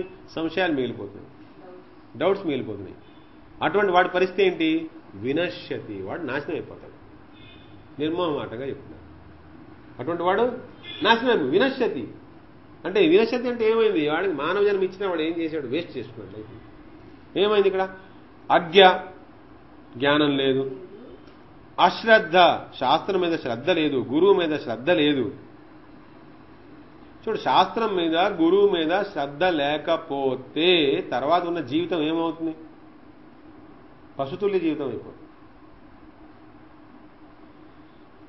శాస్త్రం గురువు మనకి ఏం చెప్తాయి? ఒక ఉన్నతమైన స్థానానికి తీసుకెళ్లే జీవితాన్ని మార్గం చెప్తాయి. మనం ఫాలో అవ్వకపోతే మనం ఏం చేస్తాం? మనం ఏడు చేస్తాంగా. హైయర్ థింగ్ మనం ఫాలో అవ్వట్లేదంటే బై డిఫాల్ట్ మళ్ళీ మనం లోవర్ థింగ్స్ మళ్ళీ రిపీట్ చేస్తాం. అజ్ఞ, అశ్రద్ధ, సంశయాత్మ. సంశయాత్మ అసలు నమ్మకం లేదు, డౌట్లు. ఏముంది? మనం ఏం చేస్తాం? ఇదిగో ఈ సిద్ధాంతంలో ఈ డిఫాల్ట్, ఆ సిద్ధాంతంలో ఇది తప్పు కదా, ఈ మతంలో ఇది తప్పు కదా, ఇది వేస్ట్ కదా, ఇది ఎలా కుదురుతుంది, అది ఎలా కుదురుతుంది, లేకపోతే విత్తండవాదం పెట్టేసేసి వీడు మొత్తం ఒక క్లారిటీకి రాలే. మైండ్ ఒక క్లారిటీకి రాలే. ఒక క్లారిటీకి రాకపోతే ఏమవుతుంది? ఒక డిసిప్లిన్ రాదు. ఒక డిసిప్లిన్ రాదు అనుకో, ఒక హైయర్ స్టేట్ రాదు. కన్ఫ్యూజన్ లేదు. ఇప్పుడు సపోజ్ నేను నమ్మాను శ్రీకృష్ణ పరమాత్మ, కృష్ణస్తు భగవాన్ స్వయం, కాబట్టి కృష్ణ ఆరాధన చేసుకుంటాను. భగవద్గీతలో ఏం చెప్పబడింది, దాని సారాంశం ఏంటి, ఇది దీని సిద్ధాంతం ప్రకారం వెళ్తాను అని క్లారిటీ వచ్చింది. నా గురువు ఇది, నా మంత్రం ఇది, నా సాధన ఇది, ఒక క్లారిటీ వచ్చేసింది అనుకో, దాని ప్రకారం నేను వెళ్తాను, డిసిప్లిన్గా ఉంటాను. సపోజ్ ఒక క్రిస్టియన్ ఉన్నాడు, ఆయన బైబిల్ నమ్ముతాడు, జీసస్ క్రైస్ట్ నమ్ముకున్నాడు, లేకపోతే ఫాదర్ ఉన్నాడు, నమ్మకం ఉంది, శ్రద్ధ ఉంది, శ్రద్ధగా చేసుకున్నాడు, డిసిప్లిన్గా పోతాడు. అలాగే ఒక ముస్లిం ఉన్నాడు, ఖురాన్ పట్టుకున్నాడు, అల్లా దేవుడు అనుకున్నాడు, ఆయనకు ఒక బాబా వాళ్ళు కూడా ఉంటారుగా, బాబా సాహిబ్ ఎవరు ఉంటారుగా వాళ్ళకి చెప్పడానికి, గురువు వాళ్ళ మౌలానా అని ఉంటారుగా, వాళ్ళ మాట ప్రకారం వెళ్తున్నాడు అనుకో, డిసిప్లిన్గా ఉంటాడు, చక్కగా ఉంటుంది లైఫ్. అసలు ఏమి లేదు, అది తప్పు, అది తప్పు, నాకే అన్ని తెలుసు, అది ఇది వేస్ట్ కదా, అది ఇలా విత్తండవాదంలోకి వెళ్ళిపోయో, ఉన్న సరైన విషయాన్ని కూడా వంకటింకరగా చూసేసో చేస్తే ఏమవుతుంది? వాడి పరిస్థితి ఏంటి? ఆ ధర్మానికి భగవంతుడి మార్గానికి ఏమీ తేడా రాదు. వీడి పరిస్థితి ఏంటి? వీడు ఏం చేస్తాడు? ఇప్పుడు ఒక పంతాలు లేదు. ఇప్పుడు ఫర్ ఎగ్జాంపుల్ మన ఊళ్ళో 4 స్కూల్స్ ఉన్నాయి. ఈ స్కూల్లో ఇది బాగోలేదు, ఆ స్కూల్లో ఇది బాగోలేదు, ఆ స్కూల్లో ఇది బాగోలేదు, ఏ స్కూల్ బాగోలేదు, కానీ నేను స్కూల్కి వెళ్ళను. మరి వాడు ఏం చేస్తాడు? ఇంట్లో కూర్చుని వాడు జ్ఞానం ఎలా పుట్టింది? స్కూల్కి వెళ్ళకపోతే. ఒక క్లారిటీ లేకపోతే ఒక డిసిప్లిన్ రాదు, ఒక డిసిప్లిన్ లేకపోతే ఒక సాధన రాదు, ఒక సాధన లేకపోతే ఒక స్టేట్ రాదు, ఒక స్టేట్ రాందే సుఖం లేదు, శాంతి లేదు. Everything depends on clarity, clarity, clarity. నీ క్లారిటీ ఏదైతే ఉందో దాన్ని ఇంప్లిమెంట్ చేయి. ఈ రోజు నీ క్లారిటీ ఇది, ఇంప్లిమెంట్ చేసుకో. నెమ్మదిగా క్లారిటీ పెంచిన తర్వాత నువ్వు కావాలంటే ఇంప్లిమెంటేషన్ మార్చుకో, నో ప్రాబ్లం. కానీ ఇవాళ నేను హ్యాపీగా జీవిస్తా, రేపు కూడా నేను హ్యాపీగా జీవిస్తా, ఎల్లుండి కూడా నేను హ్యాపీగా జీవిస్తా. ఎందుకని? నాకు క్లారిటీ లేదుగా. క్లారిటీ ఎందుకు లేదంటే నేను విన్నగా, నేను నమ్మనుగా, వితండవాదంగా. అప్పుడు ఏమవుతుంది? పశుతుల్య జీవితం వస్తుంది. చివరికి వాళ్ళు ఏమంటారు? అంత్యజ అన్నారు. అంత్యజ అంటే తిని కక్కేసేసి మళ్ళీ దాన్ని తింటాడు. తిని కక్కేసేసి మళ్ళీ దాన్ని తింటాడు. అంతేజ. అంత నికృష్టమైన జీవితానికి అలవాటైపోతుంది. ఎప్పుడు? హయ్యర్ రేంజ్లో క్లారిటీ పెంచుకోకపోతే. హయ్యర్ రేంజ్లో క్లారిటీ పెంచుకుంటే ఏమవుతుంది? ఎందుకని మన జడం నుంచి చైతన్యంలోకి వెళ్ళాలి కదా. మన జడాన్ని పట్టు కూర్చుంటే ఎలా? జడమే పట్టు, మనకు మన దృష్టిలో జడమే ముఖ్యమైపోతుంది. జ్ఞానం అంటే అదే కదా. జ్ఞానం ఏం చేస్తుంది? మన భావనలో, మన ఆలోచనలో, మన కర్మలో జడాంశాన్ని సున్నా చేసి చైతన్యాంశాన్ని నింపుతుంది. ఎందుకంటే చైతన్యం శాశ్వతం, జడం వికారాన్ని చెందుతూ ఉంటుంది. రెండు కలిసి ఉన్నాయి. జడము చైతన్యం కలిసి ఉన్నాయి. చైతన్యం శాశ్వతం, జడం అశాశ్వతం. జడం సున్నా అవ్వాలి, చైతన్యం సంపూర్ణం అవ్వాలి. మూర్ఖుడికి, అజ్ఞాని పరిస్థితి ఏంటి? చైతన్యం సున్నా అయింది, జడం 100% ఉంది. మీ ఏ మార్గం, ఏ గురువు, ఏ శాస్త్రం, ఇదంతా అనవసరం. ఎసెన్స్ ఇదేగా. కాబట్టి ఎప్పుడు మనం చూసుకోవచ్చు, మనం జడం వైపు వెళ్తున్నావా, చైతన్యం వైపు వెళ్తున్నావా? సపోజ్ నేను చైతన్యం వైపు వేయడం మానేశాను, నేను ఏమవుతుంది? బై డిఫాల్ట్ ఇంకో ఒకటేగా మిగిలింది. నేను కృష్ణుడిని వదిలేస్తే నాకు మిగిలింది ప్రపంచమే. ఎందుకంటే మూడేగా, కృష్ణుడు, నేను, ప్రపంచం మూడే ఉన్నాయి. నేను భగవంతుడు వదిలేస్తే నాకు వదిలే ప్రపంచమే, ఇంకా ఇక్కడే ఉంటాను. వేరే మార్గం లేదు. నేను ఇంకోటి లేదు, ఆల్టర్నేటివ్ లేదు. అజ్ఞశ్చ అశ్రద్ధాదానశ్చ సంశయాత్మ వాడు వినశ్యతి. వినశ్యతి అంటే ఏముంది? అస్తమాను ఆ చేంజ్కి మళ్ళీ మళ్ళీ గురి అవుతుంటాడు. అవే సుఖ దుఃఖాలు, అవే లాభ నష్టాలు, అవే జయాభ్యాలు, అవే మానవమానాలు, రిపీట్ అంతే. ఈ ఆత్మ ఏదైతే ఇంకా ఒక హైయర్ స్టేట్లోకి వెళ్ళగలిగేదో అది క్లోజ్ అయిపోయింది. నీవు హైయర్ స్టేట్కి వెళ్ళే మార్గం క్లోజ్ అయిపోయింది. దాని అర్థం ఏంటి? అదే నీకు వచ్చిన లాస్, అదే నష్టం. నాయం లోకోస్తి నా పర, ఈ లోకం వాడికి లేదు, పరలోకం లేదు, నా సుఖం లేదు, సుఖం లేదు. ఎవరికి? సంశయాత్మన. డౌట్. అందుకని డౌట్ ఉండకూడదు. నీకు డౌట్ ఉంటే దాన్ని పేపర్ పెట్టుకో, జెన్యున్గా రాసుకో, ఇది నా డౌట్. ఈ డౌట్ని ఎలా క్లారిఫై చేసుకోవాలి, దాని మీద వర్క్ చేయి. శాస్త్రాలు తిరిగాయి, భగవంతుని ప్రార్థించు, గురువు దగ్గరికి వెళ్ళు. ఏం లేకపోతే నువ్వే ప్రశాంతంగా కూర్చో. అసలు ఆయన లోపల ఉన్నాడుగా, ఆయనే చెప్తాడు నీకు క్లారిటీ వస్తుంది. ఒక క్లారిటీ వచ్చేసింది అనుకో, ఆ క్లారిటీ ప్రకారం సిస్టమేటిక్గా జీవించు. అంతే. ఆ డీప్ రూట్, డీప్ లేయర్స్లో, నీ హృదయంలో ఉన్న లేయర్లోనే భగవద్ధామం దాకా ఎక్కడైతే మనం ఎక్కడ ఎంటర్ అవుతామో అక్కడ నువ్వు మ్యానిపులేషన్ చేసేసావు అనుకో, అయిపోయింది. మొత్తం సర్ఫేస్ లైఫ్ అంతా మ్యానిపులేషనే ఉంటుంది. ఇంక జడాంశం నీకు పోదు, ఎప్పటికీ పోదు. అదే అక్కడ డౌట్ ఉండకూడదు. అందుకని ఏమన్నాడు? తస్మాద్ అజ్ఞాన సంభూతం హృస్తం జ్ఞానాసినాత్మనః చిత్వైనం సంశయం యోగం యోగ సన్యస్త కర్మాణం జ్ఞాన సంచిన్న సంశయం ఆత్మవంతం న కర్మాణి నిబధ్నంతి ధనంజయ. చూడండి, ఈ శ్లోకం 40వ శ్లోకంలో నెగటివ్ ఫ్రేమ్లో ఉన్నవాడి పరిస్థితి చెప్పారు కదా. అజ్ఞశ్చ అశ్రద్ధానశ్చ సంశయ, అలా ఉంటే వాడి పరిస్థితి ఏంటి అన్నారు కదా. దాని కాంట్రాస్ట్ పర్సనాలిటీ చూపెడుతున్నారు. ఏమని? యోగ సన్యస్త కర్మాణం అంటే ఎవరైతే నిష్కామ యోగంలో ఉండి అన్ని కర్మల్ని, శాస్త్రవిహిత కర్మలు చక్కగా చేసుకుంటున్నాడో, జ్ఞాన సంచిన్న సంశయం, జ్ఞానం వల్ల తన సంశయాలన్నీ పోగొట్టుకున్నాడో, ఆత్మవంతం, ఎప్పుడు ఆత్మలో ఉంటాడో. ఆత్మవంతం, ఆత్మ అంటే జీవాత్మ కూడా అవుతుంది, ఆత్మ అంటే భగవంతుడు కూడా అవుతుంది. ముందు మనం జీవాత్మ దాకా వెళ్తాం, అక్కడి నుంచి మళ్ళీ పరమాత్మ దాకా వెళ్తాం. కాబట్టి ఆత్మవంతం నా కర్మని నిబధ్నంతి ధనంజయ, అటువంటి వాడిని కర్మ ఇంకా బంధించదు. ఇలా పశుతుల్య జీవితానికి వెళ్ళిపోతున్నాడు వీడు. ఎవరు? అజ్ఞ అశ్రద్ధ సంశయ. కానీ ఎవరైతే నిష్కామ కర్మయోగం చేసుకుంటున్నాడో, నిష్కామ కర్మయోగం చేసుకోవడం వల్ల ఏమైంది? అంతఃకరణ శుద్ధి వచ్చింది. అంతఃకరణ శుద్ధి వచ్చింది కాబట్టి పద్ధతిగా గురువు దగ్గరికి వెళ్ళాడు. గురువు దగ్గరికి వెళ్ళి ఏం చేసుకున్నాడు?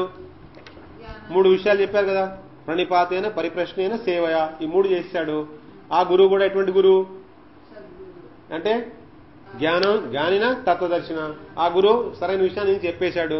ఆయన చెప్పేశాడు కాబట్టి ఇక్కడ ఏమైంది? జ్ఞాన సంచిన్న సంశయం, డౌట్లన్నీ పోయాయి. డౌట్లన్నీ పోయేసరికి ఆయన ఎక్కడ పోతాడు? ఇప్పుడు జీవాత్మ డౌట్లన్నీ పోయాయి, ఎక్కడ కూర్చోవాలో తెలిసిపోయింది. ఆత్మవంతం. ఆత్మవంతుడు అంటే ఏంటి? ఆత్మలో ఉండేవాడు. ధనవంతుడు అంటే ఏంటి? ధనంతో ఉండేవాడు. ఆత్మలో ఉన్నాడు. ఆత్మ మన హృదయంలో 2 పక్షులు ఉన్నారని చెప్పుకున్నాం కదా. ఒక పక్షి ఆత్మ, ఒక పక్షి పరమాత్మ. ఈ ఆత్మ స్థాయికి వెళ్ళిన తర్వాత ఈ ఆత్మ ఏం చేయాలి? మళ్ళీ పరమాత్మను పట్టు కూర్చోవాలి. ఎందుకని? లేకపోతే ఏమవుతుంది? ఇంద్రియాలు మళ్ళీ బయటికి లాగేస్తాయి, ఈ ఆత్మ మళ్ళీ బయటకు వచ్చేస్తుంది. ఆత్మ యొక్క శక్తి అంతా మళ్ళీ బయటకు వచ్చేస్తూ ఉంటుంది. కాబట్టి ఆత్మవంతం, ఆత్మలోకి వెళ్ళిపోయాడు. మరి జ్ఞానం వచ్చింది కదా. గురువు దగ్గరికి వెళ్తే ఏం చెప్పుంటాడు? జ్ఞానం చెప్పి, ఆ 2 పక్షుల జ్ఞానం చెప్పేసి ఉంటాడు కదా గురువు. బాబు, హృదయంలోనే 2 ఉన్నారు, ఒక పరమాత్మ, ఆత్మ 2 హృదయంలో ఉన్నారు. నువ్వు ఆత్మ ఏమో పళ్ళు సుఖ దుఃఖాల పళ్ళు తింటున్నావు, ఆయనేమో సాక్షిగా ఉంటున్నాడు అని చెప్తాడుగా. నువ్వు ఆయన పట్టు కూర్చోవాలి నువ్వు అంటే తెలిసిపోయిందిగా. హాయి కూర్చున్నాడు. ఎవడైతే అలా కూర్చున్నాడో నా కర్మాణి నిబద్ధంతి, వాడిని ఇంకా కర్మబంధనం లేదు. వాడు కర్మబంధనం పోయింది. కర్మబంధనం పోయిందంటే ఏమైంది? వాడు జడాంశం పోయినట్టేగా. కర్మబంధనం పోయింది అంటే దాని అర్థం ఏంటి? జడాంశం పోయింది. తస్మాదజ్ఞాన సంభూతం హృస్తం జ్ఞానాసినాత్మనః చిత్వైనం సంశయం యోగం ఆతిష్టోదిష్ట భారత. తస్మాద్ అందుకనే అంటే రెండు చెప్పాను కదా. అజ్ఞశ్చ అశ్రద్ధ సంశయం ఉన్నవాడి పరిస్థితి ఏంటి? యోగ సన్యస్త జ్ఞాన సంచిన్న సంశయం ఆత్మవంతం. మూడు కాంట్రాస్ట్ అనమాట. అలా ఉన్నవాడి పరిస్థితి చెప్పాను, ఇలా ఉన్నవాడి పరిస్థితి చెప్పాను, రెండు చెప్పాను కదా. అందుకని తస్మాత్ అందుకని అజ్ఞాన సంభూతం, అజ్ఞానం వల్ల నీ హృదయంలో వచ్చిన సంశయాలన్నింటినీ జ్ఞానం ద్వారా పోగొట్టుకో. అజ్ఞానం వల్ల నీ హృదయంలో డౌట్లు ఉన్నాయి. ఆ డౌట్ అనేది ఒక చిక్కుముడి లాంటిది. అదేం చేస్తుంది? హృదయంలో డౌట్లు ఉన్నాయి. ఆ డౌట్లు ఏం చేస్తాయి? మనల్ని బయట కట్టుబడేస్తాయి, బయట ప్రపంచంతో కట్టుబడేస్తాయి. కానీ లోపల డౌట్లు క్లియర్ అయిపోతే ఏమవుతాయి? ఇంకా దాన్ని మానేస్తాయి. జ్ఞానం వచ్చేసిందిగా, రైట్ రిలేషన్షిప్ వచ్చేసింది. ప్రపంచంతో ఎలా రైట్ రిలేషన్షిప్ పెట్టుకోవాలి, భగవంతుడితో ఎలా రైట్ రిలేషన్షిప్ పెట్టాలి, రెండూ తెలిసిపోయాయి. అందుకని ఇక్కడ ఏమంటున్నారు? అందుకని నువ్వు ఓ భారత హృదయంలో అజ్ఞానం వల్ల వచ్చిన సంశయాలన్నింటినీ జ్ఞానాన్ని పొంది పోగొట్టుకో. ఆ డౌట్లన్నీ క్లియర్ చేసేసుకో. క్లియర్ చేసేసుకుని ఆతిష్టోతిష్ట భారత, లేచి నిలబడు, యుద్ధానికి లే అన్నాడు. డౌట్లన్నీ పోతే ఏమవుతాయి? ఇంకా కర్మ చేసినా బంధనం లేదు కదా. కర్మ చేస్తే బంధనం లేదు, కర్మ చేయకపోయినా నష్టం లేదు, ఏం చేసినా నష్టం లేదు. ఎందుకని? చైతన్యం మీద దృష్టి పోయింది, భగవంతుడి మీద దృష్టి పోయింది. కానీ ఇక్కడ భగవంతుడు పక్కనే ఉన్నారుగా, ఏమంటున్నారు? లే, నీ డ్యూటీ నేను తెలుస్తుంది. ఆతిష్టోతిష్ట భారత, లేచి నిలబడు, లేచి నిలబడు, యుద్ధానికి నిలబడు, యుద్ధానికి చేయడానికి సిద్ధపడు. అంటే ఏంటి? మా మనుస్మర యుద్ధ చండే, ఇతనికి ఇంకా క్షత్రియ వాసన పోలేదని తెలుస్తోంది కదా. అర్జునుడికి ఇంకా క్షత్రియ వాసన పోలేదు. ఇప్పటికిప్పుడు ఆయన పూర్తిగా ధ్యానంలోకి వెళ్ళిపోయి హిమాలయాలకు వెళ్ళిపోయి చేయలేడు. ఆయన క్షత్రియ వాసన ఇంకా ఉంది. కాబట్టి కర్మ చేయాలి, నిష్కామ కర్మ చేయాలి. ఇంకా నాకు అంటే ఎలాగా? యుద్ధంలో గెలిచినా యుద్ధంలో ఓడిపోయినా నాకేం సంబంధం లేదు, కానీ యుద్ధం మాత్రం నేను పక్కాగా చేయాలి, పర్ఫెక్ట్గా చేయాల్సిందే. అది నిష్కామ యోగ సంన్యస్త కర్మాణం కదా. ఆ స్టేజ్కి రావాలిగా అర్జునుడు.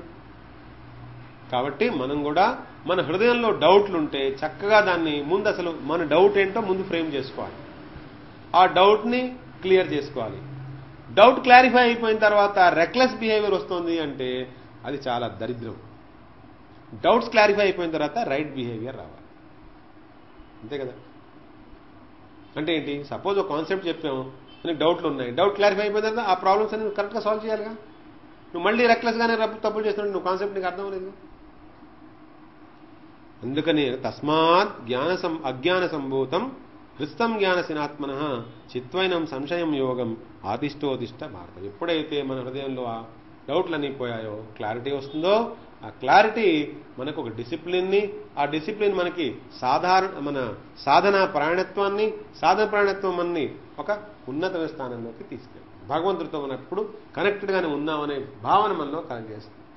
భగవంతుడు అన్ని చోట్ల ఉన్నాడు, త్రికాలాల్లోనూ అన్ని చోట్ల స్థిరంగా ఉండేది భగవంతుడు ఒక్కడే. ఈ బాహ్యంగా కనిపిస్తున్న ప్రపంచం ఆయన యొక్క బహిరంగ శక్తి. కాబట్టి ఈ ప్రపంచంలోంచే భగవంతుడిని మనం చూడడం మనకి తెలిసిపోతుంది. పైకి కనిపిస్తున్న ప్రపంచం అయినా సరే కూడా సుఖదుఖాలు, లాభనష్టాలు, జయాబ్జయాలు, మానవమానాలు ఇలా బయటికి కనిపిస్తున్నా సరే కూడా లోపల మాత్రం కృష్ణుడి యొక్క మురళియే వినిపిస్తూ ఉంటుంది. దాని లోపల ఇప్పుడు భగవద్లీలే కనిపిస్తూ ఉంటాయి. పైన ఇది, లోపలది. అజ్ఞశ్చ శ్రద్ధ దానశ్చ వాడి పరిస్థితి ఏంటి? ఈ పైన చూసి బ్లాక్ అయిపోయాడు. మరి ఎవరైతే యోగ సన్యస్త కర్మాణి జ్ఞాన సంచిన్న సంశయం ఆత్మవంతం వాడేమవుతాడు? భగవంతుడు. కాబట్టి రెండు ఒకే చోట ఉన్నాయి, ప్రపంచం భగవంతుడు ఒకే చోట ఉన్నాయి. అజ్ఞానంలో ఉంటే ప్రపంచమే కనపడుతుంది, జ్ఞానోదయం అయితే భగవంతుడు కనిపిస్తాడు. హరే కృష్ణ కృష్ణ కృష్ణ హరే హరే, హరే రామ రామ రామ హరే హరే. హరే కృష్ణ కృష్ణ కృష్ణ హరే హరే, హరే రామ రామ రామ హరే హరే. హరే కృష్ణ కృష్ణ కృష్ణ హరే హరే, హరే రామ రామ రామ హరే హరే. హరే కృష్ణ కృష్ణ కృష్ణ హరే హరే, హరే రామ రామ రామ హరే హరే. హరే కృష్ణ కృష్ణ కృష్ణ హరే హరే, హరే రామ రామ రామ హరే హరే.